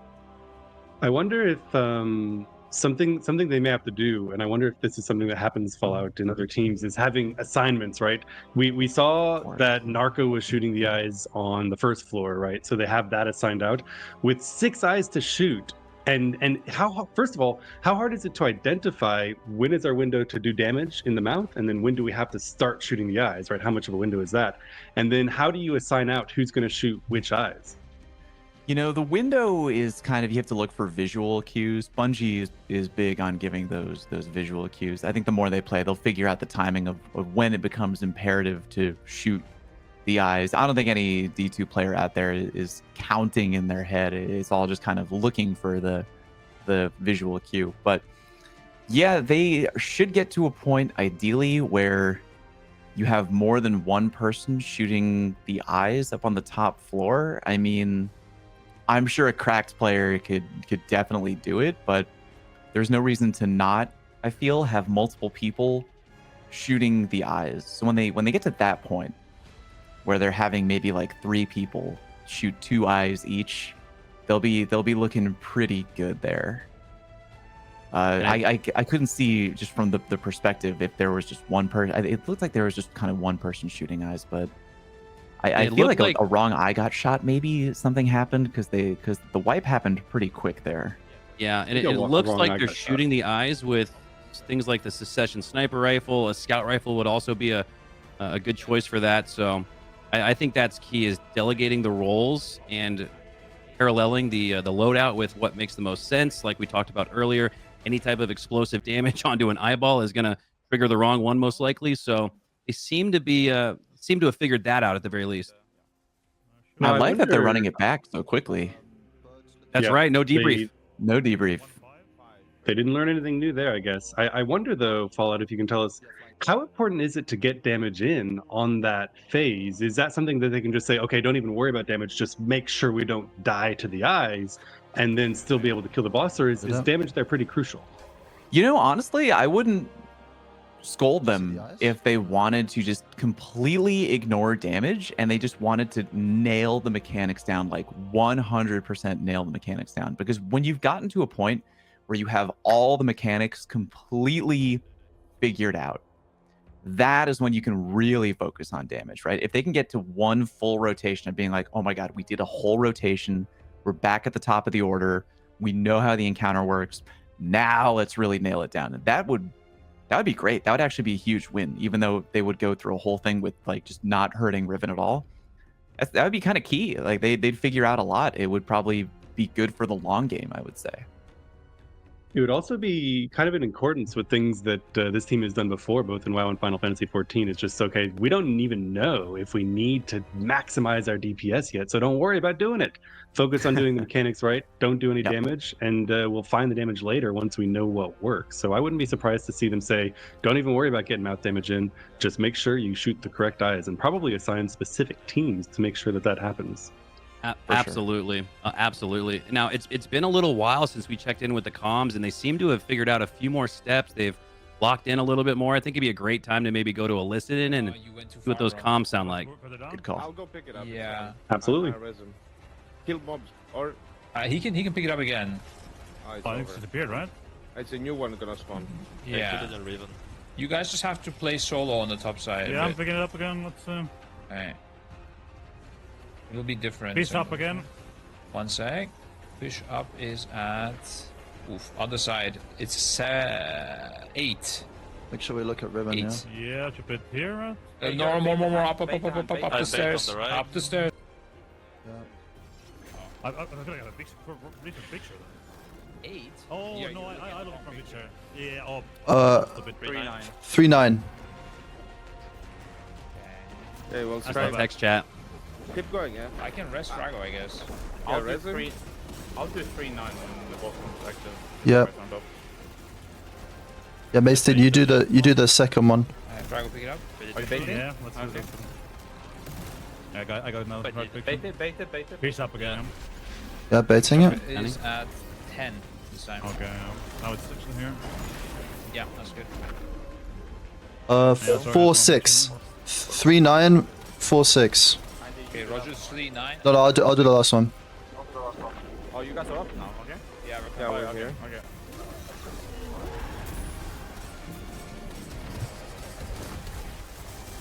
Oh fuck me. Mason using the chat, bro. It's okay. Yeah. We need to shoot the mountain more. There we go. 2-8. 3-9-4-6-2-8. I do 2-8. I do 2-8. 3-9. He typed 2-7 instead of 2-7. He 2-8. wrote 2-7. All right. Little Oh typo. boy.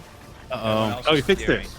Oh, here we go. Oh wow, what a pickup. They're splitting eye jobs. Bro, No, did you shoot the wrong one? I didn't. No, yeah, I didn't shoot. Bro, that's really fast though. We need to do it, yeah. Yeah. But I didn't shoot mine. Yeah. No, I didn't shoot wrong. I just missed. Okay, yeah. I I wonder- don't think they. I don't think they shot the wrong eye on that one. I just think they maybe took too long. Took too long. So yeah, there was some interesting splitting of jobs going on there, right? Andy's calling out which eyes need to be shot. Mason is typing that in chat, and then they're on the fly saying who's going to shoot each round. Is that going to work for them, Fallout? It will. Yeah, I think it will. It usually comes down to that, where people just saying on the fly like, I'll take 4, 9, whatever. Like I'll take those. Like as long as people just are clear with their communications about what eye they're going to shoot, this will work. They're getting better and better. They're getting to the top floor. They're getting to the eye shooting phase. We are moments away from a full damage rotation. Moments away. And at that point, anything's Or- fair game. So these guys absolutely on the way down, shooting those pimples like you talked about earlier. I think they, Right. I think they absolutely get to that final damage phase if they're able to just get through this. I can't wait. Absolutely. Neither can I, but you might have to. There might be some fine pull, gentlemen. Time for a little analysis and VOD reviewing. Can you imagine? It was really they go to the ascendant plane and they start to debrief. I feel like now No. is not the time. Yeah, gosh, I just want them to run it back so badly. I feel like on the microphone they even confirmed I didn't shoot the wrong eye. I just didn't. He was like, I didn't shoot. I think they're gonna pull. Are they pulling it right now? Yeah, I think they're going to pull. I They think might be maybe they going did for shoot pull. the wrong eye though, because Oh, they it did. didn't They seem shot like they had 7 any instead time. of 8. Yeah, Yeah, there was a because typo. of the typo. Remember? Fat finger. Oh, that right, happens the to all of us. typo. It was 8 actually, and I think before that 8 with the asterisk was able to show up in the game chat, 7 was shot. So we're talking nanoseconds here, but that's why you What a love these shame. raids. It comes down to that sometimes. And they're doing something classic where not only are they using communicating in the chat to write down the numbers of the eyes, when they kind of reset, he typed like 4 or 5 dashes just to make sure that you're getting a clear visual of like, okay, this is a new tech. Like don't read the other numbers, read these numbers. Like that happens a lot in the day one raid chat Now, on we PC saw- anyway. We saw that they didn't try to do any boss damage. They just instantly went in on the eyes, and we heard Roger say, "Oh, I guess that's fast. I need to shoot faster." So 2 questions, right? Obviously, if they shoot 7 and they're supposed to shoot 8, that's an instant wipe. But is there a specific window after you shoot the first eye in which you have to get the 6th one done? And then how do they tell? What is the visual cue letting them know you could be DPSing the boss right now if you wanted to be? I think you see their eyes begin to kind of change a little bit visually. Like you kind of like look and you see how Riven is kind of like moving her head a little bit. And like, it's like next time they get to the top floor, let's just focus really visually on how Riven's face and eye looks. I think it becomes apparent. It's number 10. You start to learn from just looking alone. When she starts to roar, you're like, this is a wipe. You know what I mean? You just know that you have missed the window of how fast you need to shoot her. It's just funny to explain. Like it's one of those things where, as a Destiny player, like I know what I'm looking for visually when I run the encounter. It's almost kind of difficult to describe. This might be their best Yeah, run up easier the to grab do lift than- here. This is Oh, looking good. That was fast. Yeah, they're schmoving now, dude. So I We get- want to pay a lot of attention when we get to that point and see if they're, because they might not even know that once they shoot an eye, they need to get them all done quickly, right? That might be something tripping them up that they just haven't realized yet. Right. They're at that point where you start to nail the mechanics more and more, right? So we were at a point earlier where they were struggling to even get by the bottom floor. Now they're nailing bottom floor, right? They're nailing it. And then, you know, you start to nail bottom floor, you nail the next floor. And then they're going to get up to, oh God, he died, Oh, died under Riven's foot. Oh, Lord. reminds me of the 1999 Godzilla movie where Godzilla's roaming through the streets, steps down right on a person, and they land right in between the toes. Yeah, Not the case that there. classic film, right? Yeah, classic Godzilla. Who hasn't seen classic 98 Godzilla? Still, even with the Have we shown our age on this broadcast? I think. think so. Maybe. Fallout. Maybe. Can we switch to the other room? Is everyone up on floor 3 already? Because that would be by far their best pull so far. If they are. Without question. I think they. Yeah. Yep. They're all, Yeah, they're all here. here. Oh my. Okay. The gang's go. all here. So this is a Hell best yeah. thus far. Yeah, Yeah, dude, this there's- was there's looking like the movement. best run, and it absolutely is so far as they continue to take out the. And that's another step in the process. Even recently, as recent as 1 or 2 runs ago, they were still shooting the ogre with those goblins tethered and providing shields. They're not Right. doing that anymore, so we're seeing some definite progress here. It's only going to get more smooth. Especially, I think this is something interesting since they've only been playing for about a week, right? Each additional pull of a relatively hard mechanical boss like this is giving them huge gains just in terms of mechanical skill, I guess, as well. Huge. Fallout, isn't that true? Massive. Huge, bro. Oh my gosh. And like, I'm we go. respecting. Oh, here we go. Okay, There's more a little eyes. bit of Okay. ribbon damage. There we go. A little bit. 3-8. Now Little let's bit. let's watch on how the eyes and the face look on the 4th. I think they might be on the 4th right now. Not quite sure. Oh no, maybe so. maybe they've only done 2. This might be the 3rd. I'm looking at the text chat with all the eye call outs. Okay, they have their final eye call out right here. 7-10. That's I'm me. gonna put that in the chat. Is that 710 according to their what is that? Oh, he's Wait, what? You can't type that. okay. Hashtag. Okay, yeah. correct that. Okay, more hashtags. Good. Perfect. Are they getting censored somehow? Oh, is he's there- getting is there an flinch. in-game Look censor? at the flinch. Oh, no. I need to look after this. This They weren't is able to get it. brutal. Yeah, I fucked Okay, up. they gonna learn. They gonna learn today about D2 flinch, Mikowski. 15% reduction, but that was only in the primary weapons. Not on the Whisper of the Worm. Is yeah, I know a little something about Oh having my a god, that's sniper brutal. montage ruined thanks to flinch. So The flinch is wild. That's why ad clear is so important in this room. You got to make sure that you kill as much as you can, because if you're getting shot, especially I think they were getting shot from the left, because you can see that they're getting so far flinched over to the right. And when you're Yep. trying to shoot an eye with like pinpoint accuracy, like that's no good. yeah, you've No, got to What go are some of the through things? and clear ads. Got to do it. Is there since there's ads up like ogres flinching them as these eyes as they're trying to shoot the eyes and they're so fixated on doing mechanics? Are there any like tactics or methods they can do to avoid that without necessarily having to clear them, or is it just make sure some people are clearing those ogres while someone else is paying attention to the eyes? Okay, you can do kind of, I would say 2 things maybe. One of them is, yeah, you just got to go balls to the wall with ad clear, right? I think I saw somebody with like a forbearance earlier. That would do really well. I think we watched a Hammer Titan pop super and just chucking the flaming hammers everywhere. That's a really good call. Those ogres are a savage, just because they have that eye beam attack and it's just relentless flinch. And the other, there's kind of like pillars in the room when you're on the top floor. Maybe you could, position yourself in a way. If you notice that you're getting shot from the left, because the way that you're flinching indicates where you're being hit from, you could try to find cover that would protect yourself from that attack just for the time being. It's a lot of decisions that kind of have to happen on the fly, which is Yeah, very, very frustrating. You mentioned exactly what I was going to say, Fallout, and that's again some of that PvP coming over into PvE, and that's the jiggle peek strafe where you're able to, in a moment's notice, this is microseconds, really take your positioning with the A on the keyboard, move left, take your shot, and then hit the D to get back right and find your cover. So I think that's going to be huge here, is imploring a little bit of PvP strategy, oddly enough, here in this raid with that jiggle peek strafe. That's a great call from Fallout. I was Yeah. going to say the exact same thing. Peak shooting, bro. It's a big deal.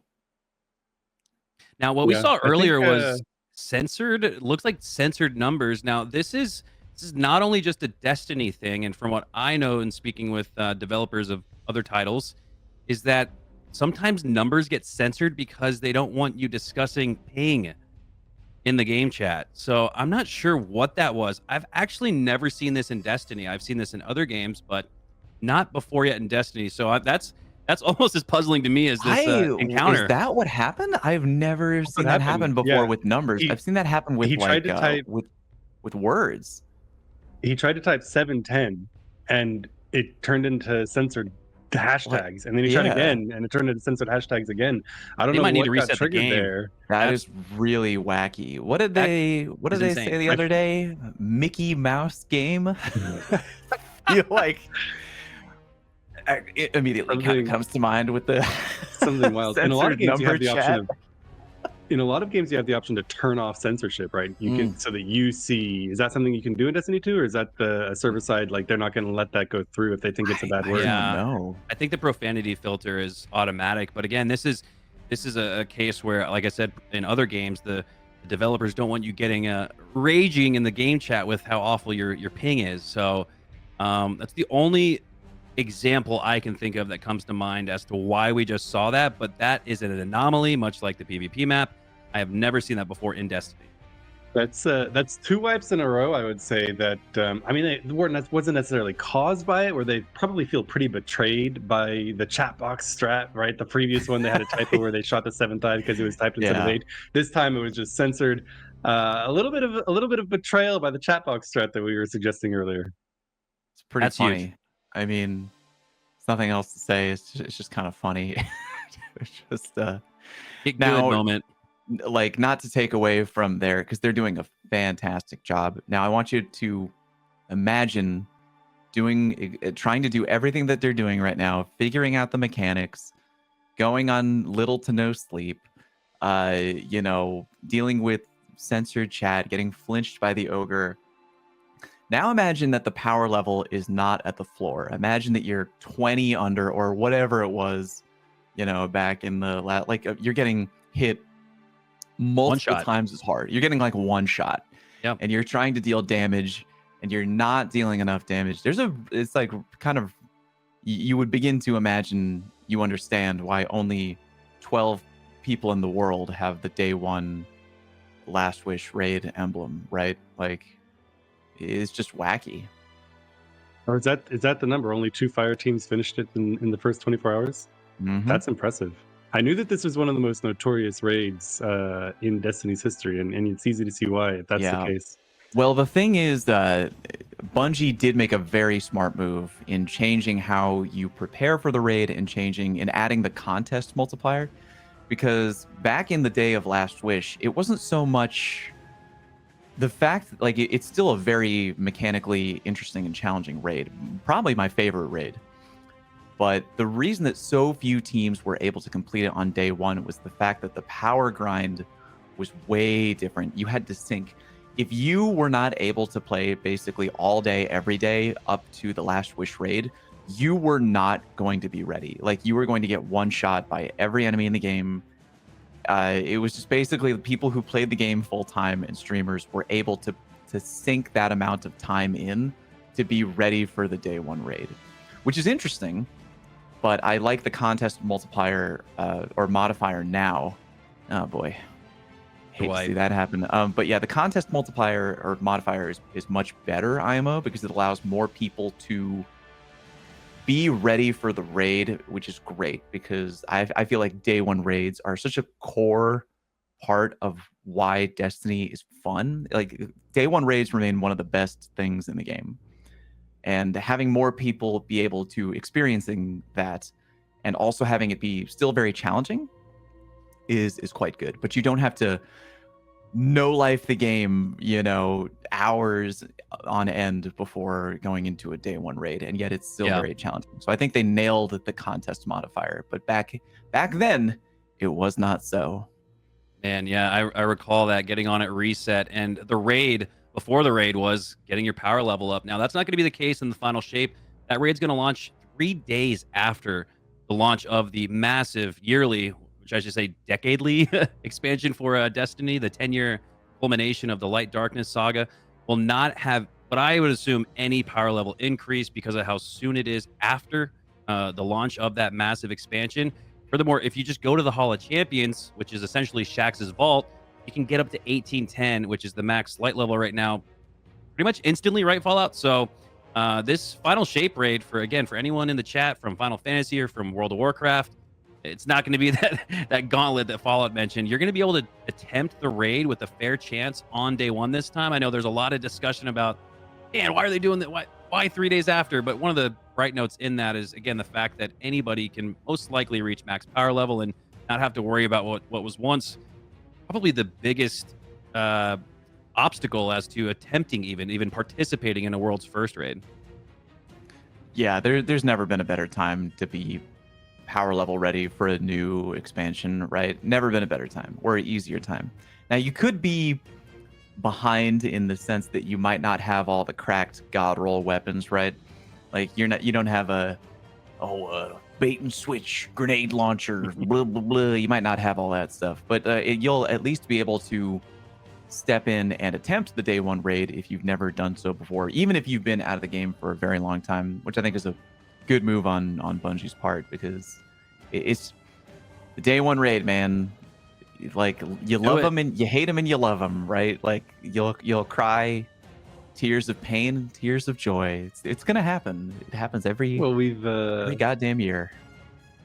We've seen most of these gamers continue. They played 9 or 10 hours yesterday, and then several of them continued playing afterwards. Several of them woke up early to play this morning. They've been playing all week. Several of them getting pretty clearly addicted to the game, going out getting Whisper, doing Scribe did Whisper solo this morning, which in a week 1 of playing I think is really, really impressive. I wouldn't be at all surprised if, schedule permitting, these guys were interested in potentially going for that day one experience. I wonder, Fallout, having seen them play yesterday and today, give them another couple of weeks of play, what do you think their chances are of getting that done? Good. No joke. I would be, if they were going to do that, obviously I wouldn't be able to watch them because I'm going to be going for the day one completion myself and then trying to do a YouTube guide right after. But I would love to chat with these guys when they are finally open to the point where it's like, okay, challenge mode over. You can talk to other players. You can learn strategies and tips.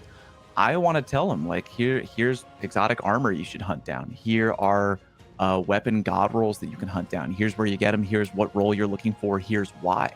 I want to give all that information because this has been really fascinating watching them do all of this. I want to watch them do Pantheon. I want to watch them do all like the other raid. I want to keep watching them. It's so fun to watch from the outside in, and especially with Pantheon. Good Lord. The closer you get to the final shape, Pantheon gets harder and harder, going up to contest modifier level difficulty. So you'd be watching them not only kind of figure out mechanics, but also have that significant power difficulty of getting one shot, getting blown away, and really feeling the pressure, feeling the pain of trying to figure out the mechanics of an escape the room while Mike Tyson is punching you in the back of the head. Very unique experience. It's been really interesting because the production and the team organizer trying to set up this event really tried to lock them down to a truly blind experience, right? Restricting their ability to use new classes, new weapons, try to knock their power down, and also restricting their ability to look things up, right? If you go play WoW, or if they go play Final Fantasy 14 and they start playing a class, they're going to look up on the internet, okay, how do I play that class? They weren't allowed to do this time. They didn't go look up on the internet, they didn't Google what's the best meta, what are the best weapons, what classes should I play. If they were to go for a day one clear coming out of this weekend, all of those blinders would come off, right? They'd be going to Datto and Fallout and all of you guys and saying, hey, okay, so what's the good stuff that we missed out on that we don't know about, and how do we get it? So that would be a really interesting download. And I would be happy to give them that information. Happy. Go to youtube.com/FalloutPlays. Right. But no, I think that's a great. You bring up a great point, Jeeth, and Fallout. I gotta give props to the Echo Guild crew for allowing the Destiny community to experience a world's first run, essentially 6 years after the fact. I mean, this is really cool. And when you ask Fallout that question, how do you think these guys would fare? Well, I look at the vault yesterday and their completion of it in about 7-8 hours. I mean, that was on the pace with what world's first was the top 5-10 teams we're looking at when this did launch 6 years ago. My goodness. And So again, yeah, this is. Go ahead. I was going to say, depending on how much they want to limit themselves, like 100% they would nail it. Because again, on a day one raid, unless you're really committing to be like, we want no outside help, which would be a great challenge. But so much of day one raiding, especially among the top teams going for like a day one clear, is having, you have eyes and ears everywhere, right? You have people, because if they had help, they would have nailed the vault the other day, right? You know, like if you have someone coming into chat being like, oh, go, here's the mechanic, try this, try that, it worked for us, and then they try it, they would have reduced their time to like 1 hour tops. Yeah, 100%, right? My community came up with a great way to remember Penumbra and Antumbra. Think of pizza. Every gamer loves pizza. Capital P, go left. Penumbra, capital A at the end of pizza. It's on the right side of pizza. Go right. So, Fallout is Fallout Moles. Sure. Was that a good tip that your community provided you? Mikowski? That works, I guess. We're roasting Geek Carnation here, but no, this is. I mean, going back to your thought, Jeeth, this would be the equivalent of a top 5 draft pick going into their first game, right? I think the entire Destiny community would be very excited to see how this crew would do, and maybe clans like Math Class maybe shaking their boots a little bit. These rookies are looking good, Mikowski, coming fresh out the draft. They're hitting the field. They're scrapping on the turf right now. They're looking pretty good. 4.3.2 40 combine time, and these guys have all the intangibles and measurables. Very nice, very nice. It is worth noting that they're having a lot of fun doing it. And in terms of puzzle solving, I think they've been very impressive. But of course, we have to give credit where credit is due. Obviously, like you've been talking about, they're extremely overpowered for the Loveless raid. So they're taking way less damage. They're getting one shot by incidental damage way less frequently, and they don't have to worry about doing good damage, right? Obviously, in other raids, synergy and raid buffs and debuffs and increasing, good burn phases or something that happens a lot. We haven't seen that at all. Now again, they're not using the artifact, right? They're not using masterworked loadouts. So there's, like I said, a lot of credit goes to Echo Guild for doing the best they could to give us a world's first experience here 6 years after the fact. This has been such a treat. I genuinely wonder what it would look like if they did the final week of Pantheon truly blind. Because there are 8 different boss fights, and again, it gets more difficult each week, right? So they're going to be at contest modifier with not only 8 boss fights, but learning different mechanics every time, right? Because for like the raid in Last Wish, any raid, you learn mechanics at the beginning of the raid, and they remain relatively consistent throughout the raid. So they've had the same symbols, same types of enemies. They've been fighting the Taken the whole way through, right? 8 different boss fights at contest modifier, learning new mechanics for each boss fight. I genuinely wonder how much they would get of Pantheon complete in what window of time. That would be very challenging, especially because I think I watched one of them open up their menu. They had tier 5 Brazil on there because they don't have Masterwork armor, like Mikowski mentioned. They have very base armor, so they would be getting nailed at contest modifier. Good lord. I think it would also force them to kind of dial in on damage output in a way that they really haven't yet, right? Because maybe you can tell us a little bit about what goes into if you were doing this raid for the first time, or when you did do this raid for the first time, how much cooking did you have to do to say, okay, these are the classes we're going to bring with the abilities we're going to bring in order to have all of the damage buffs and debuffs we need to get a good burn that they're just not needing to think about at all? Oh my god, I'm struggling to remember because Bungie has modified how armor mods work. There was a point in time where Bungie thought that armor mods were kind of too complicated, I guess, and they simplified them across the board. So I'm having difficulty thinking back to what it would have been back then, other than power level. It was basically just like, the weapons that are the strongest, most hard-hitting DPS weapons, and now it's just a matter of like, everybody has to be at power level. But now it's like, okay, Do you have triple surge on your leg armor? Do you have triple time dilation on your class armor? No? Okay, you're throwing. Run it back. Like, that's basically just maximizing the potential. It's just your armor mods and your god roll weapon, right? Like, are you using the most optimal linear fusion rifle or whatever, right? Do you have a debuff? Do you have an elemental buff? Do you have like, are you using everything from the artifacts? Like, there's ways that you can stack up. I can't remember what it was back in the day, but it would be a very quick conversation if I could get these guys on the mic. But of course, we don't want to do that. Right. We don't want to do It's that. a blind Yeah. raid after all, Fallout. But we don't want to do that. I think to add Maybe tomorrow. to that, or maybe tomorrow. I think to add to that though, one of the big differences I think of that comes to mind that's different from when this raid dropped in current day Destiny is auto loading holsters, in the sense that your weapons will automatically reload when they're in your back pocket. Previously, you had to use something like a Dragon Shadow on the Hunter class if you wanted to reload all of your weapons in one fell swoop. Now that's something you can do just with modifications. So that's another, I think, big difference from 2018 to 2024. You know, it's really funny. I watched this Le Monarch bow fellow. Not fully, it's just funny watching, or interesting, I should say, watching other people come into D2 and kind of getting a feel for certain weapons. He was trying to shoot Riven's mouth as quickly as possible, but some of those arrows didn't even connect, because if you don't fully draw the bow, then the weapon is projectile, not hit scan, I believe. And so some of those arrows were limply falling short because he's trying to Robin Hood that ish into the Riven's mouth at max speed, you know? Yeah, this is Roger, who plays a hunter in WoW, a hunter in this game, a hunter IRL, and he played by far the least of any of the people. He just started playing, I think it was on Thursday or Wednesday night, and only played for around 10 hours before starting the raid.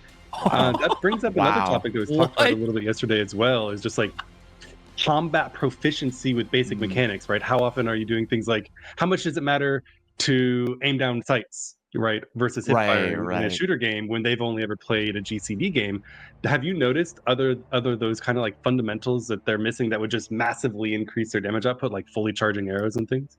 I'm not seeing a ton. The good news is that one thing Bungie really nailed about D2, other than the music, which is great, I hear from a lot of people that the gunplay in D2 feels very clean. Like, it's just very smooth.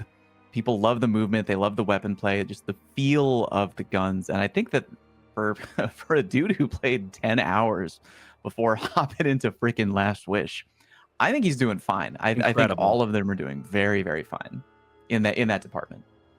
Yeah, I was looking for some of that combat proficiency you talked about, Jeeth, and I think Roger went on almost like 8 for 8. It looked like with the bow there, so he's hitting his shots, and that's impressive. And I think not only impressive from Roger, but impressive from Bungie in the sense that the gunplay, one of the smoothest and crispiest in the world, and it looks like they've gotten through the eyes, and this is the new. farthest they've gone. This is the most damage they've ever done. So they're getting further in. I think they've done a full phase. I think so. Now they're looking Riven now. Get back on the plate. Get back on the plate. Yeah, get back on the plates. Yeah, everybody on the plate. Oh no, they're sharing plates. No, you can only be on one on the plate. They don't know.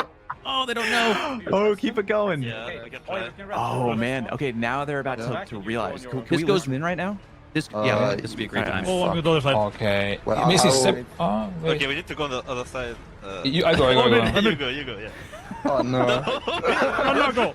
This is chaos. Oh my god. I One need to more come on here the- for a sec. In the middle of No, the arrest me. I can arrest you. Yeah, you stay here. You stay here. You stay here. Yeah. Okay. There's a thing in the middle. Yeah, nice. Yeah. Okay, are Okay, they then I think Riven. it's just again, I guess. as they go down? We're Let's see if they going down notice. This is brand new Wait, stuff. oh, Maybe do we we can see point in Andy's These are field lit. team? So yep. In there. Previously they were not lit up, and they seem to have recognized it. Oh, the But they're pistol. shooting the He's wrong. just There we go. shooting Shoot the wild. scores. They got it. There we They figured it go. out. Look at the damage going Look down. at the This damage. is Look at the damage. the furthest they've gotten. And this I don't again goes see back to anything. using the Damage, test bro. to take the test. This is an instance where it goes Oh, yeah. right back to the drawing board. You go right back to the initial But phase this- where you start off but the this raid also encounter, and they should figured as it well, out. They've gotten through almost at actually 50%. Guys, I'm going in. You It's the door 50%, there. bro. We need to Yeah, go to our I'm sides. going in the Go blue thing. to our sides. Go to our sides. Yeah, Wait, I'm going in the. I guess we didn't Skype and Naruto here. Whatever. Yeah, we Rinse and repeat at this It's point. fine. Yeah. We need to go quick. progress, guys. What do you think of their What damage? They're about 60% after the first time of seeing that. They didn't do any damage before shooting the eyes. They're Is going to this get killable through with this in the full? second phase because they were a little slow to shoot the spores and honestly not too optimal in the damage phase. So I think if they shore up 5-10%, they're going to get this done. Oh, 100%. They've done their first full rotation. I love the hype and the energy of them figuring out that they did that and getting back to the plates and who goes here? They will reach a point where they will have dedicated, like, this is my plate, this is your plate, this is my plate. You know what I mean? But The fact that they all got onto plates and got into the drop phase on their first time seeing it, I'm a little surprised. I thought it was going to disintegrate there. Extremely impressive. very funny. I thought it was over. Once the darkness started to descend on the screen, it looked like it was all over, but they've kept it alive. Okay. Until You know, they did wipe, but it's a good wipe, right? Because Yes. right now they have realized that, like, okay, we've gotten a full rotation. They did good damage to Riven. They have all the pieces of the puzzle now. We could be at that point where I mentioned earlier that the dam is now about to break. They've gotten to the top floor multiple times. They know what they're doing. And now it's just a matter of executing and coming all together. I can't wait for Final Stand. Can't wait. What I'm really curious about, obviously, once they get to Final Stand, boss is, very likely to die. They're gonna get the pop-ups, and then what? Sell Normally out. in WoW, you kill the last Well, boss, it's over. Are they gonna should see them out? should Are we they gonna run explain, down their or throat? are there people in the chat who might not know? I'm kinda like, I'm want- torn. Maybe I tell want chat everyone to what's going experience on. that. Yeah. It might be the final boss, but But is it though? It's not the final Is it? encounter. It's just leave it. Oh my gosh, I can't wait to see. Oh boy, I think it's gonna blow their minds, right? I don't even know if they'll Oh, yeah. realize it. one of the greatest Yeah. great experiences is the finality of Last Wish. Let me put it this way. In day one raids now, I think very specifically from this raid, we have a mentality of like, don't rest, don't sit until you've opened that loot chest and acquired your loot. Now is not the time for rest. Now is not the time for popping off. Go I for a will little not extra. lean back in the gamer chair until that loot chest opens up, bro. Now, this is interesting here. Previously, after a wipe like that, they would debrief. They're going right back into it. So that tells me that the Echo crew are a lot more confident. I think this could be the run right here, but we'll have to see. I think if they wipe here, they'll debrief. But for now, they're rolling. Which is exactly what they need to do. See it, to be honest. This is not typical for them. Normally, you'd say, okay, everyone needed to go on a plate. Let's assign them out. Let's look at the footage and see about shooting these little cysts or pustules or what have you. This is a little bit out of character for them to jump right into the pool. But I know Fallout, you're gratified by this. Of course, yeah, they're doing exactly what they need to do. And you feel that moment in the day one raid where you're like, oh, dude, we got to a full damage phase. We just run it back. Like we did everything we needed to do. It's like, okay, we got this, dude. Like, and it was run it back. Like you just want to make sure that you're staying hot. Don't ice the kicker, bro. Don't do it. Go back in while you're hot, while you have that memory of, oh, I shot all the eyes. We did everything we needed to do. Just run it back real quick.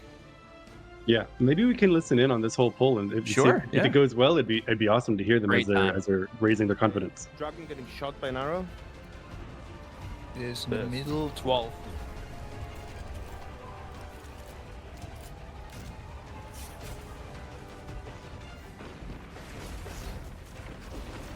Well, I think I'm gonna raise the volume of the music. I have to lower it. I can hear Still shit. hear Scribe. Turning Oh, we the need to music bait. up. Love it. Yeah, exactly.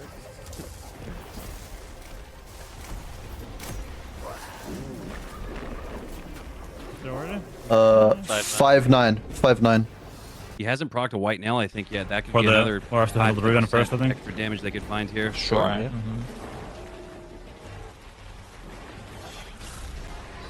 5-9 for Roger. Pick it Yeah, up. yeah. Yeah, pick it up. Okay, you did 9. Yeah, I was just Bird on the branch. back up. That's all the way on the Doing right. 9. Yeah. It's a bird looking left. Why am? Yeah, Yeah, that is yeah. on the near 9. Wait, let me make sure. Yeah, 9. Yeah, This? that's one. That one. Right? Bird looking left, I right? don't think you did it correctly. Yeah, bird looking left on the branch. Yeah. Yeah, no, it is a correct symbol for sure. Might have proc super Uh, there instead of the Well, it must grenade. be like- like branch looking left. There was two like right Wait, next did to you each have other. it again? Wow. Yeah, must be the other one. That's, Should I help you, 6. Roger? It Middle, will change middle. the. Oh, you can't rest, or I'm helping you. Bro, I'm just killing all the mobs, you bro. go? Yeah, okay. I Okay. didn't want the position to change. When I leave, it will change, but it's fine. Okay, Prago, you take the next one, yeah? Okay. So weird. Just keep Yeah. playing. Yeah. Must have been just very Same close. icon again. Yeah, it is same position, so just be very careful. 9 and 10. It was 9. Yeah, wait, a bit That's the more. upper one, Yeah, this that one. one. That one. It's not on the very top. Oh, Oh my god, bro. I was surprised. It's fine. You have time. You have time. You have time. I mean, literally right up. Okay, You bet. I'm going to rest. Yeah, you have to rest. It must be so close, yeah. Okay, I'm coming. Just take our time a bit more to describe. the- 5-10. 5-10. Gonna kill the stuff first. Okay. I'll pick it up now. Same symbol, I think, of course. Yeah, it is. Yeah, it's different position Waiting on though. left. It's on the other side. It's number 3. That's okay, is it? It's the this one. It's 100% this one. I mean, I don't. Yeah, I think so. I think we had the wrong icon or something. Is it? 6, 8. No, can't, it is. bro. Bird 6-8, takes it. yeah. Oh my god. Bird looking left on the branch. There's 2 birds looking left. Country We bait again? This one is not on the branch, I think. Take yeah. me That's it, home. yeah. Well, you literally told me that one is bird looking left. Yeah, I thought both had the. No, I mean, that- Striper, that's we're doing bird on something here. branch. 1-2. Big time. Yeah. Narco does 5-10, Mason does 6-8, I do 1-2. Symbol it is at this It's point, the bro. bird on the branch, motherfucker. Tell me where There's you're gotta be Andy making some calls on the fly. Yeah. Do Okay, this I do for people. countdown. 3, 2, 1, fire now. We did it. We did it. Holy Nice, let's fucking Okay, go. all right. I'm big back. gaming. Yo, can we get our friends, guys? Yo, Oh no. wait, go team to rock side, rock side, downstairs, rock side. bro. Yeah. What's Rockside? What's Rockside? here. Where? They're just in challenge mode. It's a 3-man activity now. They're just I think I need like a. trying to make it harder. Yeah, right? We're gonna go down Oh, and man. revive them down. did. Oh, I. Oh, Can they Oh, even they're get already there? low mating this raid. This is unbelievable. Yeah. Unreal. Sent down. Go Salt sent Agrippa would be proud. Oh my god, I love Oh, that. that was Bird on painful the to bridge, see. motherfucker. That was. We saw Frago go down 3 times in a row because there were 2 different birds looking left and they weren't sent to the right one. What was incredibly impressive there was the 3-man team upstairs. Andy just coolly taking charge and saying, "Okay, we're gonna handle this." They identified the eyes, assigned everyone to shoot their eyes, called that one to start, and got it done. A little bit putting the other team on their shoulders. And here comes the debrief like we anticipated. Yeah, right. Trying to understand where the call out, where the bird call out went wrong, right? Where did we fall through here? We have any bird watchers in chat? Yeah, which kind of bird? Maybe we can identify them as storks. Yeah. Gulls. Another thing that's interesting to see is that they're still not trying to get in any boss damage. The moment Yes. they had all the eyes, they immediately counted down and shot eyes. I wonder if at some point they're going to say, "Okay, let's shoot her mouth a little bit first." I'm just waiting for that white nail whisper of the worm to occur. I think as far as what I've been watching, it's one thing to say they need 5 to 10% more damage. How can they get it though is the key, and it's right here in the hands of that whisper. And now we have not only Psyduck, but we have Scripe utilizing the whisper of the worm as well. So he's got a sniper in his secondary too. So they seem to be, again, progressing further and further along. This is the most morale they've had in the comms as well. You heard a lot of laughter and just upbeat vibes, and that's almost as important as the mechanics themselves when you're raiding. You do get to a point where, I mean, yeah, having a moment where you can be happy and laugh during a day 1 raid, very important. Very important. There are going to be moments on your day 1 raid where you may want to lovingly choke a friend on the mic for making a mistake that shouldn't have been made, or just kind of not paying attention to a call out. Happens all the time. Like, you just got to make sure that when you find those moments of joy, and Yeah. like, you know, you get a little further than you've gotten before, it's like, let's go team. Be Yep. sure to bring that camaraderie back, because it's very easy to fall into a situation where you're just gonna rage because, like, I said this call out, I didn't hear it. Yeah, delivery is so huge, and I learned so much yesterday watching Dado and Glad. Dado brought this up. He said, "Man, even through all the frustrating moments that we've had come up throughout the years of World's First Raids, no one's ever gotten mad. No one's ever yelled and screamed at each other, and I think that's a big reason why these guys stick together after getting so damn close time after time. It's because those vibes are immaculate. So I think for Dado and the math class crew, it might just be only a matter of time, but their time's running out. We don't know how many raids are left in Destiny 2. This could be their final stand. I can't tell you how badly I want Dado to get that world's first belt. Yeah, like the too. I'm biased. true anime pro tag ending of the D2 Light Dark Saga, right? Like, yes. Oh man, but you know, there's a lot of great teams out there. It's anybody's game. You know, it's just fun no matter what. I just hope that if sorry, go ahead. Oh, I'm sorry. No, I was cutting in. Go ahead. I was just gonna say, I just hope that if Salt and Co. win another raid belt, that they get the appreciation and respect that they deserve. One thing I really hate to see is like extreme hostility in the community. I really hate to see that. I know Salt Agreppo is a guy who is he speaks his mind a little bit. He speaks his mind on what, you know, he thinks the game balance should be. And yeah, you know, he's allowed to say all that stuff. The one thing I just don't like is, like, if you disagree with him, then disagree with him. But like taking things too far and, you know, wishing harm on another person in the community, that's all effed up, man. Like, it's just, you hate to see it, right? I just hope that no matter who wins, whatever happens, day one raid final shape, I just looking for fun and good vibes from the community, because we're ending a big chapter of the story here. Totally and agree. The negativity and the hostility is just not really what you want to see. I just Totally hope that we agree. get a good time. We lose the plot sometimes. Yeah, in our quest for glory and eternal legacy. And I just think it's important to remember, at the end of the day, we all share a very special common bond. And whether it's as Destiny players or the World of Warcraft players, we're all gamers at the end of the day. And I don't know, man, I just think that's special. I just think that's a common bond that we can hold on to and break through some of that gamer toxicity that's at the end of the day. We all agree that Oryx spawns at the back of the room. It's just really what matters at the end of the day, bro. You just I tell enraged you what, thousands, hundreds of thousands of people with that. If you want the ability to spend a lot of time together in a high stress environment without ripping each other's throats out, do a 17-day race world first in WoW, and you'll either handle this and have fun doing it, or no longer be a team. Right? That's something that this team is able to do pretty well, because there's no point in raging out over your 457th wipe on Sylvanas over whoever messed it up, because that's going to happen. Just go again, just keep the vibes happy and cool. And that's something that they do really well, particularly when they're having a lot of fun like they are right now. Right. I know they're frustrated at shooting the wrong eye because they're having so much fun, and that's the bottom line. Nobody has ever played in a Halo tournament and not died. Nobody has ever tried a world's first raid in Destiny and not died. You're gonna die. It's how you react to it and how you find some way to manufacture those vibes, to stay upbeat, to stay positive. It's so crucial. And again, going back to some of the most successful teams, I think that's a big reason why they're so successful. And I think you're totally right, Fallout. What is it, 3 in a row at one point for Elysium, world's first? Yeah, I mean, that's a dynasty, right? Like, if they're you win like the Yankees. Exactly. If you win 3 Super Bowls in a row, I mean, you're lauded. You're a legend forever. And those guys, regardless of community sentiment, always will be because of their accomplishments. So I think that's a great point you made.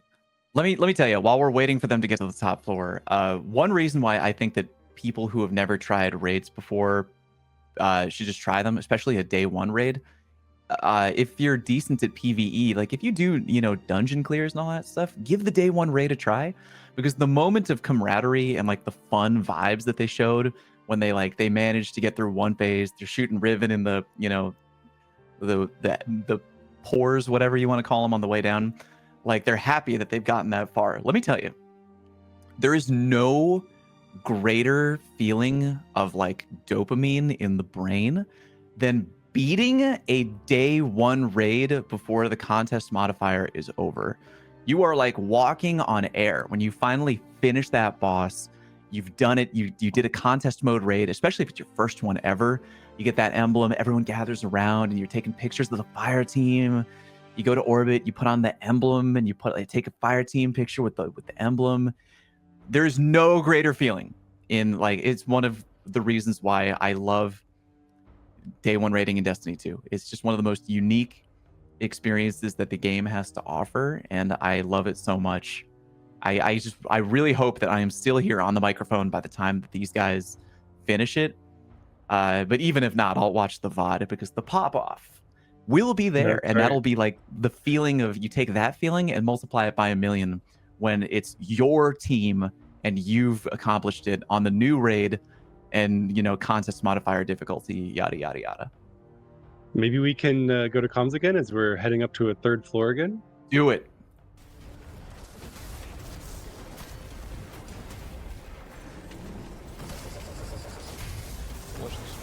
Hello, friends. Okay. 6-9. 6-9. Yeah. Nice, dude. Nice. Okay, dude. That's He Roger. typed it. Look, he typed it.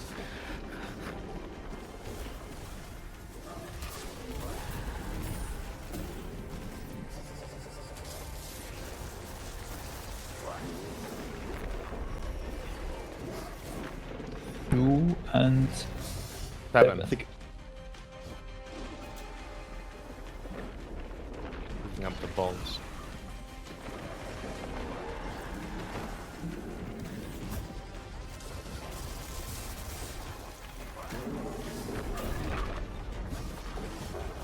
eight and 10. 8-10. Can't type that, so just remember it. Yeah, I remember. Fine. Need to kill the trash really fast, and then we should go. Okay. 3, 2, 1, go. Nice. Go to your sides. Rock Cross side the comes rocks. Yeah. Okay, we go now. Yeah. And we kill. The stuff on their body. Yeah, we It's killed like, the boils. White, The it's like boils. white. Yeah, you can see them, yeah. White and black things. Kill the ones on your side as prio, because maybe only you can see them. You know? I think she just goes around. But yeah, maybe. Bro, what's going on? I'm in here. Yeah, I'm in her as well. Oh god, I'm getting squished. Oh, balls. Holy fuck, we did so much damage. It was the same last time. No, we did more. We did more. No. Rock side to me. I'm lost. Come up here. Oh no, guys. Run it back. Gaming, yeah. Run it Oh back. no. No, we're coming. We're coming. We're coming. Well done on that one. Yeah. They just need to do it again. They could actually do it Yeah. right now. This could be it. Uh-oh. Could be it. Was that another caster curse? We would try to avoid the caster curse. Last time you said they could do it, they wiped on the first floor. Classic. I've I saw had some so many of rumors. those throughout my career. I just embrace it So at this many. point. Oh no. How dare you? We saw some really interesting things on the third floor, I think, that are worth noting. First, we heard Andy call kill the ads first to try to reduce that flinching. Really good. And they're still not trying to get any mouth damage in, right? They're only doing the eyes. And obviously that's going to work for them. But there's the caster curse. Who knew? Oh boy, this could be a snowball. All it takes Is is anyone one bad okay, death. they do get the rest. Yeah. I think they have plenty of revive tokens at this point. I don't think I've watched too many of them die. Have Should be you fine. mentioned, for those who may not know, how does resing work in Destiny 2? Like, what is the restriction on their ability to do that? Well, it depends on the activity. For most whatever activities where it's not intended to be very challenging, it's just meant to be a thing to get loot or enjoy. You kind of have like unlimited revives. But for this, each player has a token, which I think you can. I think the webcam on this fellow right here currently blocking the token. You have one revive token, so yeah, you can only die so many times on your team before you run out of people who are able to revive you, and you can very often get into a situation where, when you're dead, you have to relay that you have a token, meaning like if there are two people who are dead, one of them has a token, one does not have a token. You revive the person with the token first, so they can then revive the other guy. It turns into kind of like, oh, who's a token? Who do I revive first? You know? Yeah, if you're one of the last one or two players with a revive token, cheeks get a little bit tighter when it comes to low shields, red bar health, because you cannot go down. If you lose that revive, you might just have to wipe. You know, it's almost balanced here with the power level, because even though they are at the floor power level, and it would be ungodly harder if it were at, you know, contest modifier, their gear ain't that good, right? Like, again, if they're all running at like tier 5 Brazil, like it's still gonna get hit moderately hard out there. So it kind of balances out in a weird way. Yeah, we heard as they were falling down, shooting the cysts or what have you, some sketchy calls. I'm in her and oh no balls. So they're just learning now that when they shoot those cysts, they get projectiles coming back. Let's go to comms right now. They're on top floor, Yeah. wave 2. Here we go.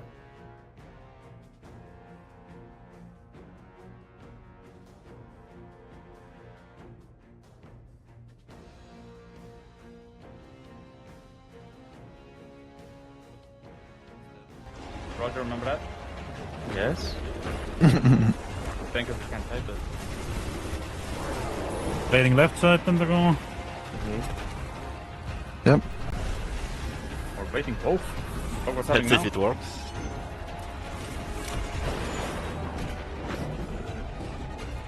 One, three. 1-3, yeah, that's me. Yep. Guys, I'm scared.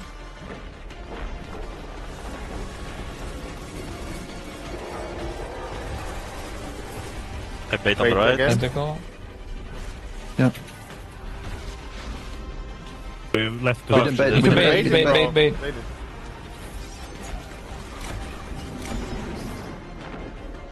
Crap, can you just... 2-9.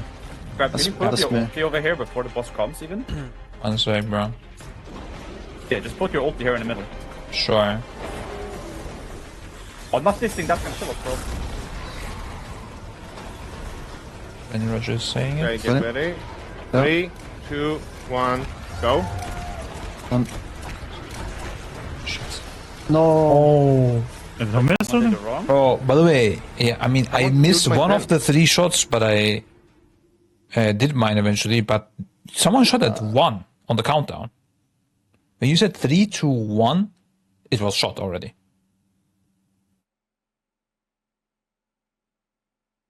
I am 100% sure. I ulted and shot the mouth, but Oh, really? Is it splash damage? I did that always.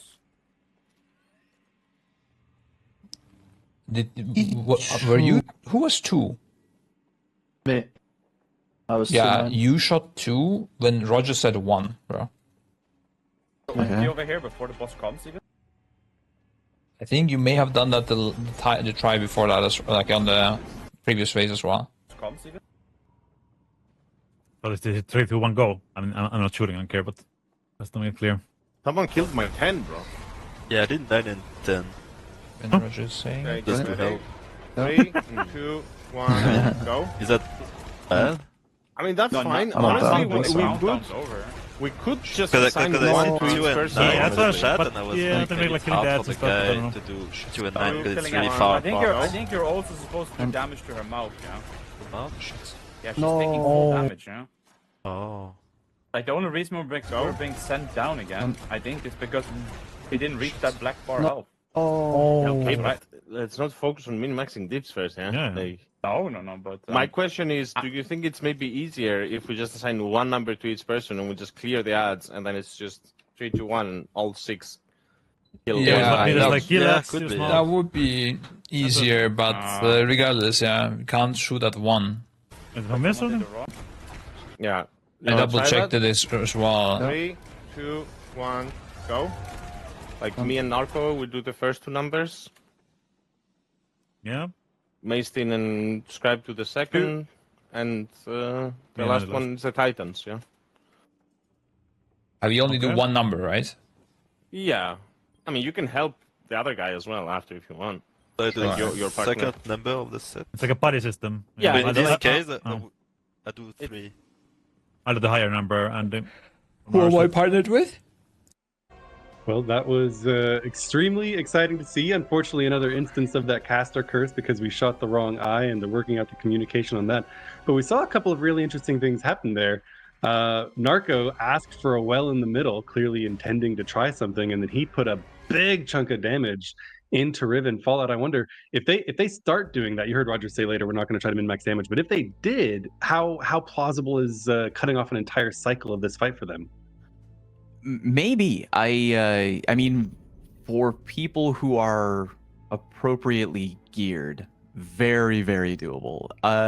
Based on what they have right now, not too sure. Not too sure. It is definitely a smart idea. You can get a big chunk of damage by just shooting her in the mouth at that point. I think I agree that it's more important for them right now to continue to nail down the eye mechanics, because that's where they're struggling a little bit right now. They're arguing, or maybe not arguing, they're trying to work out if they should be doing 2 eyes for 3 people or 1 eye each for all 6. These are good questions to ask. No right answer, of course, just whatever you feel would be the better option for your team to do. Yeah, I mean, they could make it easier. I think they're looking at it 2-phase, maybe no matter what, unless they're packing a lot of rock solid DPS options that I'm not seeing right now. But yeah, we'll see, I guess. Yeah, I wouldn't be surprised. Narco's playing. I'm so sorry, I forget the name of it. The Golden Shot build. I Golden wouldn't be gun. surprised if he Goldie. yelled Golden Gun. So I think he dumped one of those into the boss, and you saw Scrap tab back and forth, and you saw a huge chunk of health come out. So they could potentially say, okay, let's get some mouth damage in. But as you mentioned before, Mikowski, it can be really hard to tell when it's safe to do that versus when you have to start shooting the eyes, and they're not going to be interested in wiping to min-maxing damage. I can promise you that. Yeah, I mean, the key is to look at the mouth, right? But I don't think at this point they need to switch anything up. I think at this pace and rate, they're going to get the encounter done. And I think it goes back to what Fallout brought up earlier, kind of over-analyzing. What I think is the worst thing that they could do right now is to switch things up, is to switch loadout or to switch which super goes where. I think the well was a great idea because that gives you extra damage and helps you take less. So I think they're on the right path. They just got to keep going. Yeah, I completely agree. I think they're doing fine. I think they just need to iron out a couple things, with the communication in terms of shooting the eye on the top floor. But they've shown that they can get through one. Oh, here comes some damage. Okay, do a little damage. Oh, there we go. That's our first white Hit the nail. eye. All right, baby. Okay, yeah. See, now they're trying to Chipping away a squeeze little every bit. If little he does bit that of damage. upstairs, they could. That's an instance where they could do this in one phase if they shoot all the boils on the way down. On the way down, yeah, they could for sure. The boils, it looked like they were getting around 45% of the boss off just with those because they weren't really doing any boss damage in any previous phase. I wonder Right. if we'll see a little bit. We know Narco's going to Golden Gun. If anyone else puts a little bit of damage into her mouth, it might be interesting to see. But I think probably we're going to get at least a second round. And they're clearly very happy that they've got that basic cycle. They know they've seen everything. I wonder if it'd be doable production if we could have them on in the background and then leave us live to comment over as we hone in on what could be one of the last few pulls. Yeah, Fallout. Yeah. What are we looking at with Well of Radiance on the ground activated and with Celestial Nighthawk Golden Gun? I mean, that's 100,000 damage minimum in one shot. I mean, they could really start to find some chunk gains there. What do you think? I mean, they're figuring things out. They're getting smart. It's like watching a mouse in a maze here, looking for the cheese. Oh, right? God. They're getting better. They're getting clever there, man. Little flowers for Algernon business out here. But It's the bird facing left again. I think honestly, the seeing that white nail proc for the first time just moments ago, it shows me that they're starting to pick up okay, we can damage the mouth. So really curious to see what they look like. And I think this is maybe the most damage we've even seen going up to the top floor. So this is going to be really intriguing right here. I agree. I can't wait, man. taken me back to the original Last Wish weekend, because now if you go into this raid with the hottest gear and you know all the DPS strategies, right?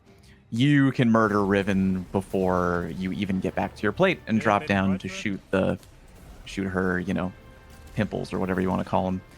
But back in the original Last Wish, the day one, that was where the vast majority of, if I'm remembering correctly, the vast majority of player damage happened on the way down. Though that was like your real damage phase, right? So we're looking like a very authentic OG run here, which I really appreciate.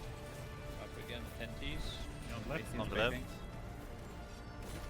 Something interesting we saw there was a couple of the players, at least, and maybe all of them now have figured out that if they jump, they can avoid the bump from the tentacle, and they're shooting those tentacles, they're getting the damage into those way faster now.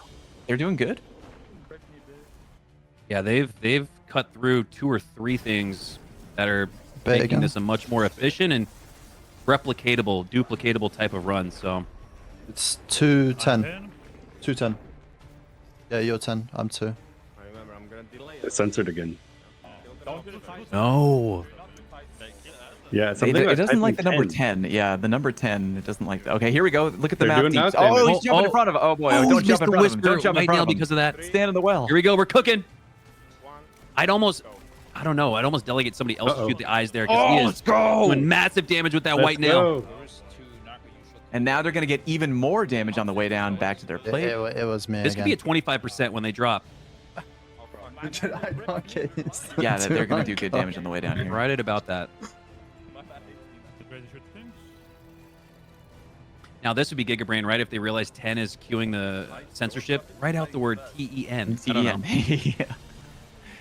Here we go. Look at this. No White reloading. nail on the boils. Can you imagine? No 360 reloading. it. They're just swapping weapons to make sure they hit every little boil. There. Oh, look at the damage. Look at Look that. at the damage. Those progress we've seen. You gotta watch out for those. Oh. They don't Now, know that's yet. gonna I cause think some about chaos the here. balls spawning. Okay, yeah. What Where's that a res ball? what a delicate dance. You have to You're make also sure doing the that first you're simple shooting Riven to get the Yeah, damage picking up and a- shooting yeah, the poison darts or whatever It's, they're called that it's are almost somewhere that are else. drifting in your general direction. You kind of like keeping a spinning plate on a stick I or don't know what something. you guys have. Yeah, I did the Well same. But the done, boss like is help though. This is They- by they're far doing the good. lowest they've had her. They're doing good. It's fine. Yeah, this would get them to last stand on this next run. But for the sake of not caster cursing here, I'm gonna say that they're not gonna finish off Riven here on this one. But we'll have to wait and see. I don't know. The caster curse works both ways. You say they succeed, they Right. fail. You say they fail, they fail. Both of them work. So we should hit them with the caster bless. Oh, I love it. I know that was a thing. Oh, we're making it a thing today, dude. Where you are for. I'm feeling good. They're gonna go hard right now. Okay, getting the iron. Which arc. one? 1-9. Okay, you do it. I did it, yeah. Yeah. It's a fish looking left. We're done, guys. Go back. That's on the right stairs, top. Right there, stop. 7 minutes. Yeah, a little bit more left. A little bit more left. Oh, This There. one? Everything go up. And if we get the Riven first now, just don't. and they've gotten much quicker to regroup at the top here. This Yeah, is maybe yeah, one yeah. of their fastest examples of that. Nestin So does, right? Yeah. But, if we get buffs and at the same time, you Riven on our side. Narco's cooking the damage phase. He wants buffs at the top on the well For sure. because he thinks that they can kill it with the No, I- elevator or the They assist. might That's be the able way to. they are I right think now. if I were them right now, I would focus on not effing up You don't the need to eyes get at up the even. top Just floor because I know they're trying to squeeze out more damage. But again, they could probably nail it on the way down by shooting Riven again. I think they focus on the eyes right now. Don't focus on damage yet. now I wonder, Fallout, if these guys are able to see that tiny little sliver of a bar in Riven's health, which I wonder. signifies final stand. Will that throw them off as they get thrown to the ascendant plane? This is gonna be really I'm interesting. so excited to see them hit that threshold. A bit down, a bit down. They better get this done in the next hour and a half, or I'm gonna be upset. Oh, Yeah. I will just do it. Just take Come it on, slow and boys. guide it. Oh, oh, yeah. Let me do it. got this. Okay, painting. Yeah, it's Yeah, painting right. more, yeah. Is it still there? Right, I'm stuck. Ooh. Brago is locked three, in. I love the gamer eight. face. Panic, dude. Brago Look, is, he's like 3-8. he's like locked the Look F in, at bro. check that second yeah. monitor to look at the graph of the eyes. But Brago is a former Overwatch pro. This isn't his first shooter game. Oh, okay. That's something I Give it a saw shot. memed a lot was the World of Warcraft aim. I don't know, man. These guys seem like some shooters. I've been very impressed with their gunplay. Ooh, gotta stay alive here. Focus, dude. The concentration. Oh, like a true Titan. Just throw a shield up. You'll be fine. Yeah, put that barricade What up. was the other one? The higher one. 2-7? Oh, no eyes. Okay. Just shoot the middle of the wall. Okay, full DPS. This enrage. Okay, yeah, and I think I heard Narco mention Final Stand. So I think to answer that question we brought up earlier, I think they are mentally prepared for Final Stand, which is going to be huge for them, especially in keeping the comms. A lot of hip fire Very on that Sunshot right now. Not He's- the worst thing in the world, but yeah, he's is this the Overwatch guy? He's not zoomed in all day, by the way. Like he's Okay, he's only played from the hip. Now there's yeah, a little right zoom there. in. Here we go. Here we go. 80%. Come on, do damage. Oh, focus on the eyes. Don't get too locked in on damage. Come on, do the eyes. Are you doing it? Oh, boys. They shooting can't eyes. see the eyes because they missed one round. The eyes are clawing. Oh, so they missed a round of They eyes. missed one so their round of plan eyes. was, Yeah, oh so my, They you know, called that that's in the middle. They a missed a rough round of eyes. situation. And That's then a- Narco pick up on said, that. "This is enraged. Just kill the mouth." That's a rough situation. Okay, you know, you could have gone one of two ways. Either way, you're kind of effed. They went with option A, which is like full send, F it, we ball. Like they just throw everything into her mouth that they Chill out. can, right? They just throw everything in there and hope that you just put her into Final Stand. It didn't work out. Didn't have enough damage output. I need water. They're doing good. McCaffrey, today I become a man, you know?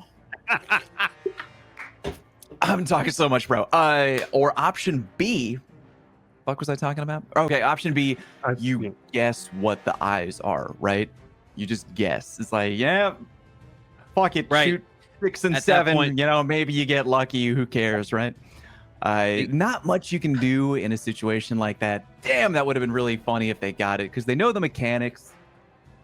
I would have loved to see just a brute force push right there to get Riven into Final Stand. And they Didn't were quite nail it. having moments where they were just guessing and they got it right. So we've seen instances of them just guess and progress on through. So that would have been a great time to do just that. But here they go. The boys have gotten further than they ever have before. I want to say about 35, a quarter on the health and only 10 to 15% more damage to get to that Final Stand. So we are so close. And that was only the first time that they tried to do, mouth damage on the third floor, the first third floor round. I wouldn't be surprised to see them lock that down a little bit more and really nail that second round kill. They're doing great. I think they now know the timing they have of how long they can shoot Riven in the mouth before they need to refocus their effort on the eyes, right? They're getting a sense of that timing. It's getting baked into the muscle memory right now as we speak. Yep. And yeah, this is all the fun, by the way, of a day one raid in the D2 community because you're on one of two sides of the fence, but it's fun no matter what. So either you're playing the day one raid and you're doing your best to try and make sure that you complete it and get that emblem and you feel that rush of like when you almost get it or when you finally do get it. And then there's what we're doing right now, which is we're watching a team try to compete. And it's why the D2 directory on Twitch blows up on day one raid day because everybody's watching their favorite streamer, their favorite team, who they're rooting for, who they're rooting against, just watching everybody. And when you finally you watch that first team do it, there's the pop off. When you watch your favorite team do it, there's the pop off. When you do it, it's a great day, a great day.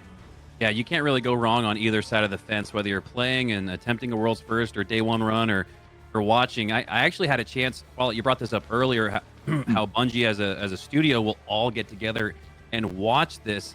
I actually had a chance to visit the Bungie HQ in Seattle a couple times and had Deej walk me into the theater room, which is absolutely epic. It's 100-person amphitheater with a stage and everything and this massive screen where everybody gets together, sits down with their snacks and popcorn and watches this as a community of devs at Bungie. And just it's hearing them. I wasn't there obviously when they watched a World's first run, but hearing them talk about watching these runs in the amphitheater and in this room together, it is man, I gotta imagine one of the best places to be on day one.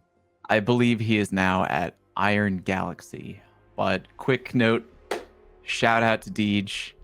I love that guy. He Legend. is such a G, and I do miss having him at Bungie. But being on the comms team at Bungie is not an easy job, and I just hope that Deej continues to crush it in life no matter what he does. Every time I've spoken to that guy, he's just been nothing but a delight. That is a shame. You hate to see it, but yeah.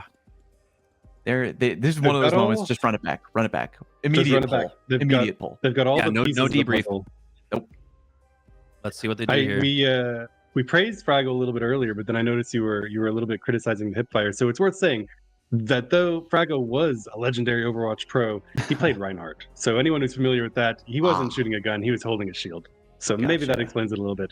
But I do think I know that the game has a lot of aim assist built in, right? You're supposed to land your shots, but a lot of them are landing their shots very, very accurately. I think that they've put on a pretty good show this week, considering that they've only started playing this week. Yeah, Destiny 2 and the aim assist? What are you talking about, on mouse man? and keyboard? There's no way. What do That's you not a mean? thing. No, All I've been told for years there's that doesn't no aim exist. assist in Destiny 2. Controller's the cheating input device, but now dating all the way back to the 2000s and the initial original Halos, there was a mechanic where you could LT, or I guess right clicks of the stick was at the time, to gain a little bit of that aim assist when you zoom in. And I think there's a little bit of that here still to this day. I know especially on controller you can do that. And there's a little bit of it on mouse and keyboard. You don't have the magnetism where it holds the reticle, but there is a little bit of that maybe widened hitbox when you ADS. It just feels a little bit more of a sure thing when you ADS in this game, but especially with Sunshot here for Fraggo with that sort of explosive ordnance coming out, it's I don't think as critical to be ADS, right? He's getting some of that splash damage, if you will. So I'm not one to criticize the way this guy's shooting because he's been showing out. But I think I said he's only hip firing. It looks to me about 60-40, but he seems to prefer it at the very least. I mean, in PvE, it's not gonna be a huge deal breaker. If you're shooting from the hip, your cone. We might be getting into cone talk here. There we go. Boys. Cones. The cone is going to be wider if you're firing from the hip, and when you ADS, you tighten the cone, right? So you're going to have the more accurate shot when you ADS. PvP, that'll be a big deal. In PvE, whatever. It's not like you're about to get out TTK'd by a taken thrall, right? So you could get away with a little bit of hip fire here and there. I think for the most part, depending on your weapon, ADSing probably just the better play across the board.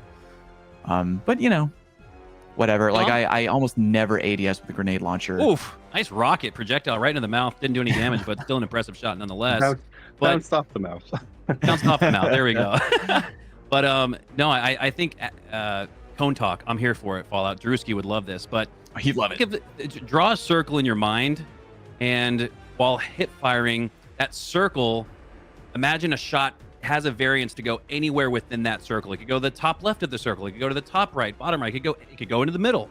It could go anywhere. There's a little bit of RNG, but when you ADS, that circle tightens up, and your shot is much more likely to consistently go through the middle and always hit just about dead center. So when we talk about cones, that's a little bit of the I guess philosophy from the developer side as to how it works in Destiny 2 as we see a revive go through.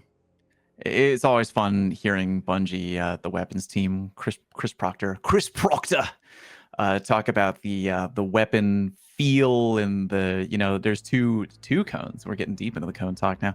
You got the aim assist cone, you got the accuracy cone, and how they work in tandem with each other is part of how the gunplay in D2 feels so good.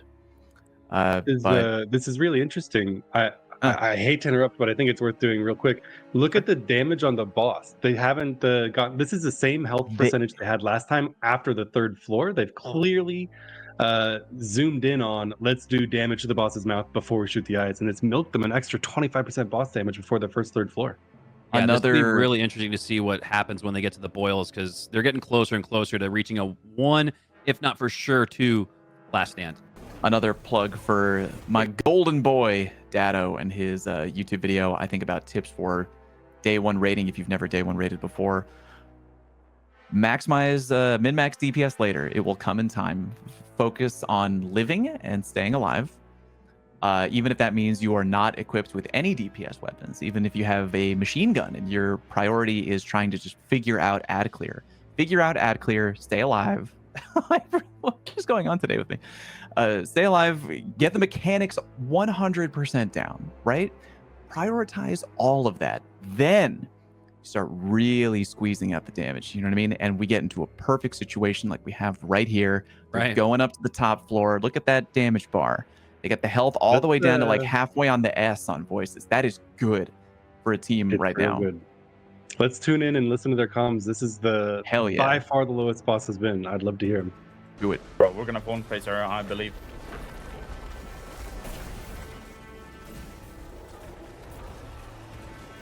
Getting right. Yep. Jump.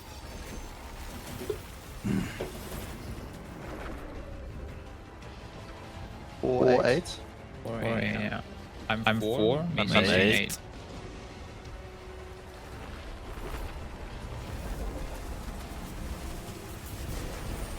Waiting left. Yep.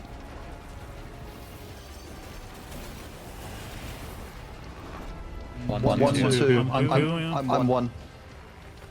So we shoot them out until they close and then we do the ice count. Yes. No, they glow. Yeah, there's no countdown there. First, No, yeah. after it goes.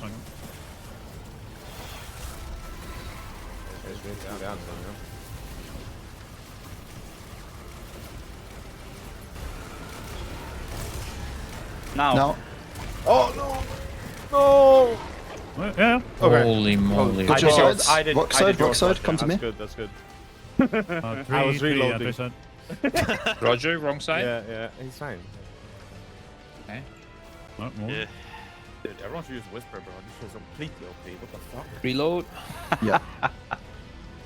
Oh, I started reloading, bro. Don't die to orbs like me. Worst possible time, guys. We have to look out for the orb shooting at you. Then shoot Yeah, them don't down. scope too much.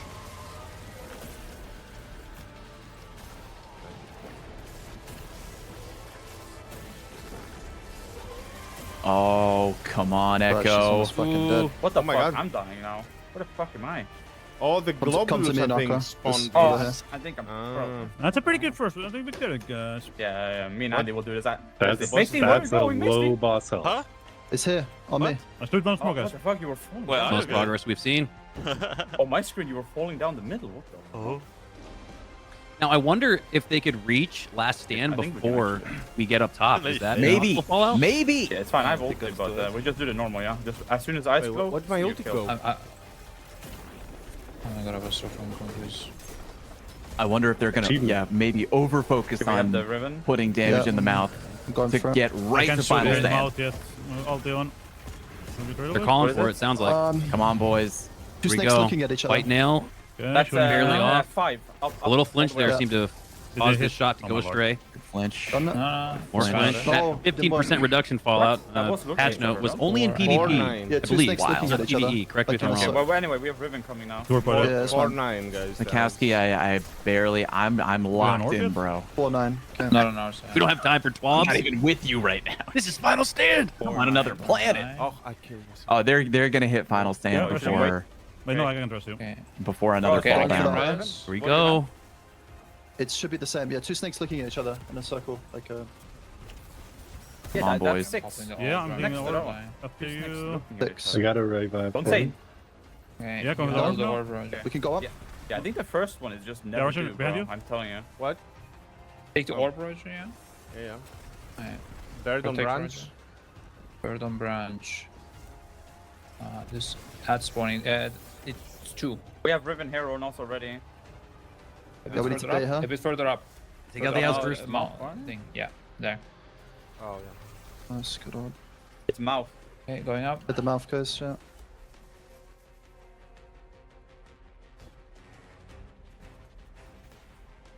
Do we have anything Okay, we yet? got her. Uh, Who's that? 1-3. 1-3. They got it. Okay.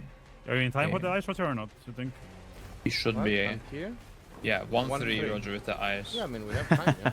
Hell yeah, Yeah. solo Nova Bomb. Just Nova do it. Bomb to clear the Just one do and it. taken. Let's go. For one ad. That's a Giga Chad right there. Taking no chances Dragon out here, shooting buddy fire boy. to the right. That's 5. Come on. 5. This team has Right next to struggled the- right, yeah, consistently yeah, with getting yeah. upstairs. The orb. You're right. I know, yeah. Good. One Okay, team a we little go, bit we go. behind. That's Can we okay. go? There you Here go. we go. Here we go. Come on, boys. It's sneaks like One an final 8. sigh, But not infinity, right? Yeah, it's Yeah, or yeah. potentially the final Yeah, stand. It's 5 5. up the here. stairs. Bro, I don't have The- ammo this for my one? sniper. Yeah, both hit him with that sides. consecration. Pop that Yeah. hammer, Yeah. Psyduck. I want to ult this. Going up. You should ult the boss, bro. Reload. My boss kicked it. I guess. Boss up here. Better to save my whisper. I don't even need to time. do the eyes. Maybe. Maybe There's Hey, now might less not. health Maybe we available just than do there is in the remaining last eyes whenever stand. she, 2-8. No, that's 2-8. And this is where they're not Don't skipping the hold eyes. the They're camera. still calling out eyes. This is where they Right, previously right. Had a wipe. So Smart. progression here. Handling the ad clear. Running fucking Very ammo, well. man. Bait. Bait Centipedes. out the Baiting out the tentacle. claw. I bet Okay. Oh Good, my good, God. good. Come on, boys. Come on. 310. It's 310. 310, yeah. Yeah. I'm 3. I'm 10. Wait, what was the first one? I'm 2, I guess. Like Matthew McConaughey right now with the cigarette. I'm Just 8. I don't have fucking sniper shots, man. yeah. Oh, Bet. Watch the spits. Oh, that's the insta-kill, man. Come on. Come on, Res. Need to shoot as well after the spit. There you go. 5-7. It's Target 5, 7. 5-7, yeah. Got it. I do 5. So do we shoot them out? Yeah. Yes. Under Yeah, Here we close go. and then We're maybe Calling eyes. for it. Yeah, All right. pretty much. This could be it. Quick. Damn. Come on. Okay, here we go. Here we go. got it. oh, we faced. Oh, Yeah, bro. Res. I fucking knew it was the black bar, bro. Let's See what ads on the happens. left. Yeah. Here we Do go. any buff? You've reached Oh, final oh, stand. oh. Now, what's important here is to Yeah, not hold try and on. get Okay. everybody Motherfucker, up to yeah. the top. If you don't They feel didn't look like comfortable as a ads. platformer, There's mobs. you could have your hero moment. get All you knocked need is off by them. one But they person don't to know move that. the top. These ads. They don't know that. Let him cook. Let him Far cook. away. Oh no, jumping puzzle, bro. Roger, watch out, yeah. We're not Shut up, good. bro. I'm Yeah, curious. That's when they're going to realize their Oh, health yeah, is ticking well, down. And he's a pusher. Don't be killed as well. Oh no, it's actually a God, hard one. please. Oh no. Not only does your health drop, but you cannot regain shields here either. Push each other away as well. It's pretty bad. But where do we need to go? I have no clue, bro. There's postals here. Oh yeah, we We can. gotta should kill be in. them. Maybe the remaining one. Yeah, I think we're climbing Riven right now. Yeah, no Just cap on climb stack, here. yeah. Wait, I'm actually falling off. I think. Guys, I'm dead. See you next There's week. ads on the ground. no, dude. Wait, where am I? Oh no! There's not, there's not, the, There's tons there's, of there's, ads there's not there, the way. There's not the way, man. There's tons Okay, of ads on the don't left go on side. Riven because you will glide off. Yeah, Oh, yeah, behind. We can go. Yeah, Maestin. Yeah, you're right. Me and Maestin Oh. are going correct. I think. The lightning These there. teams Wait, got this some the good sign health. here. Go! Leads the way. Who's gonna be the hero? Psyduck, They got it. Psyduck did it. Okay. Reached the Wait, top. they did picked it. it up. Oh, okay. Oh, we're back. Oh, rest, We're rest, back. rest, rest. Yeah. Here we go. Rest me, Okay. Oh someone. my god. I'm on top of Come on, This shoot might them be out. it. Shoot them Put them out. out. There's that white nail proccing. They're gonna do it. Rest me. Let's blow this bitch and go home. They got it. Just kill her. I'm moving all this around. Let's fucking go. Let's Did you kill say it. this It's I mean, we have No, done it's it. No, so no, it's no way. curious. No. No, ain't no way, bro. Ain't no way. Ain't no way. Did someone rest me? Yeah, I don't we're- have a res, I don't no, have they a can res. do I don't have a it. res. I don't have it. Bring Riven up. Maestin, do you? We need to go into the Riven's mouth. Go hard. into Oh, the they went mouth. right in. Go in here. Go right in. Go into the mouth. No They hesitation. figured it out right away. It We need to stinks, get their bro. heart. They're all Fucking staring at it Bro, from the where am I microscope and they saw it going? open up and they jumped right not in. the head Do that. I... This I feels like- Oh, inappropriate. this is like Shoot, in shoot, Emerald. shoot. Do that. Healing Yeah, Rift well. on the ground. Do you have a HP bar? Let's go! Oh yeah, we got it. Let's Let's go. go. Wait, Let's go. wait. Ain't no way we did it, or? Oh my god. I think that was it. No? Wow. We did it. Wait, there ain't did no it. way, No way. or? Digest me, mommy. Oh, sorry. Fetch the heart. Hurry. Holy moly. Get the heart. There's a new rally banner here, though. Huh? I have it. Hold up. Wait, Now so they're we're- all- wait, oh, wait, wait, wait, wait, uh-oh. wait, wait, No, wait, no. wait. No, get out, get out, get out, get out, get out, get out, get out, get out, get out, get out, get out, There's no way. There's no way. No. Can I throw it? This is going to be interesting because I don't think they realize. They have no idea. Come on. We're Where supposed am to I? pick something up in there, bro. It's not done. It's stuck Wait, inside. No! Wait, creeping dark. I'm not dead, I'm not dead. So Turning the light? we continue. listen for the moment they realize You you need have a to- checkpoint. I don't know. What is going on? We guys are fucked up blue though. balls. We need to get the heart. Rest of this. No, I died. I died again. What? No. Okay, hold on. Let them You got the realize loot that they already. don't It's have to an do the whole over. fight Let them over realize. again. You got the loot already. Wait, Time That hard was a holding. scam. Oh, time Time holding hard. 16 seconds on Mason. And you cannot, Wait, what? They're you going to cannot start? run if you have They're the just like us artillery. for real. I need to throw it. For real, for real. That was kind of Was funny. there a throwing option? I Oh, don't wait, know. wait, Oh, what? here. Oh, Checkpoint. thank Checkpoint. God. It's a checkpoint.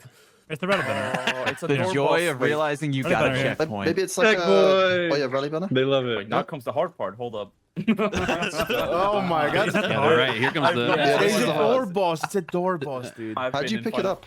Sure. Ah. Bro, what do you I have no... Color That was me amazing. impressed. And now we I- have. Yeah, go ahead.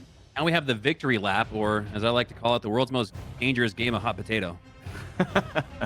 We'll let them figure that out for a minute. But wow, I was convinced that the first time they would hit the jumping puzzle, maybe they would fail. Psyduck, man, Watch it. pretty nimble for a bottom heavy yellow Pokemon, right? He got up there, very nimble, well done. Which you just need one person to get to the end of the jumping puzzle. Everybody comes back. They did enough damage to Riven to finish her off. And then I wasn't sure if they would know to jump into her mouth because a lot of teams did not figure that out right away. I think Datto was one of them. Yeah. On the original day one, they didn't know that you had to go into her mouth to finish her off. That Very was clever, but they knew that.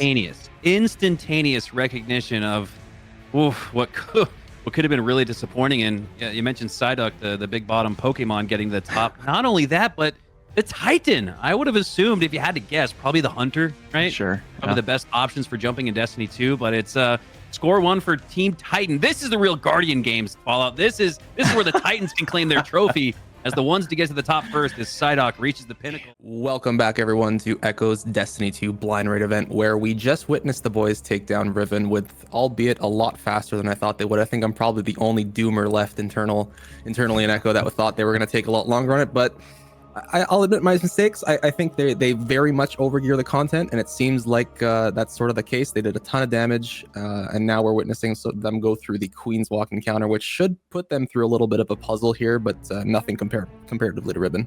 What did you guys think of their progress on Riven? Did you think it was all like similar to how Day 1 Prog would have went, albeit them doing a ton more damage, or what do you guys think? Big time. Yeah, it literally watched, like, you know, it's so funny watching from the outside in, because like when you're in the raid, you're not like, you're just focusing on doing the best job that you can. I don't want to make any mistakes. But like, we're out here, it's like watching man discover fire for the first time, right? Right. Like, and, like, Yeah. and they finally get Riven to final stage, and they're like, yeah, let's go. Like, it's just infectious to watch happen live. 100%. It happened very organically. They had to figure out each mechanic one at a time. Took them a little bit to get the rhythm. They got into it more and more, hitting that top floor repeatedly, getting the eye callouts down, and then they start to min-max damage a little bit, and then they get their best run yet, and then they finally just go full send. It's beautiful. Beautiful, 100%. And seeing them sort of piece together Destiny mechanics, this is obviously something they've never experienced before, right? And them sort of really like pull by pull, you're realizing that they're getting more and more comfortable with mechanics. We saw like initially they weren't doing any damage to Riven's mouth. Then as it progressed, you started seeing them whip out the whispers, and they were sitting there with their white nails and starting to like optimize damage. So it's really cool to see that. And yeah, I mean, their WoW background is obviously helping them a ton with figuring out these puzzles and mechanics. They're picking up on stuff that, thinking back to my Forsaken days when I was in here for the first time, like it took me a lot longer to sort of be like, oh, okay, that makes sense. That's a mechanic, like the stunning of Riven's hands and stuff like that. Sure. They're doing exceptionally well. Nostalgia is a very strong emotion, and 3 hours to complete Riven Blind is a very strong performance from Echo Guild. These guys absolutely brought it, and like you said, Mitch, in Fallout, that was probably what I was most impressed by was seeing the process, seeing these guys piece together step by step, little by little, painstakingly at some points, the process to take down Riven. And after just 3 hours blind, I mean, that's really impressive. This has been a very special experience to be a part of.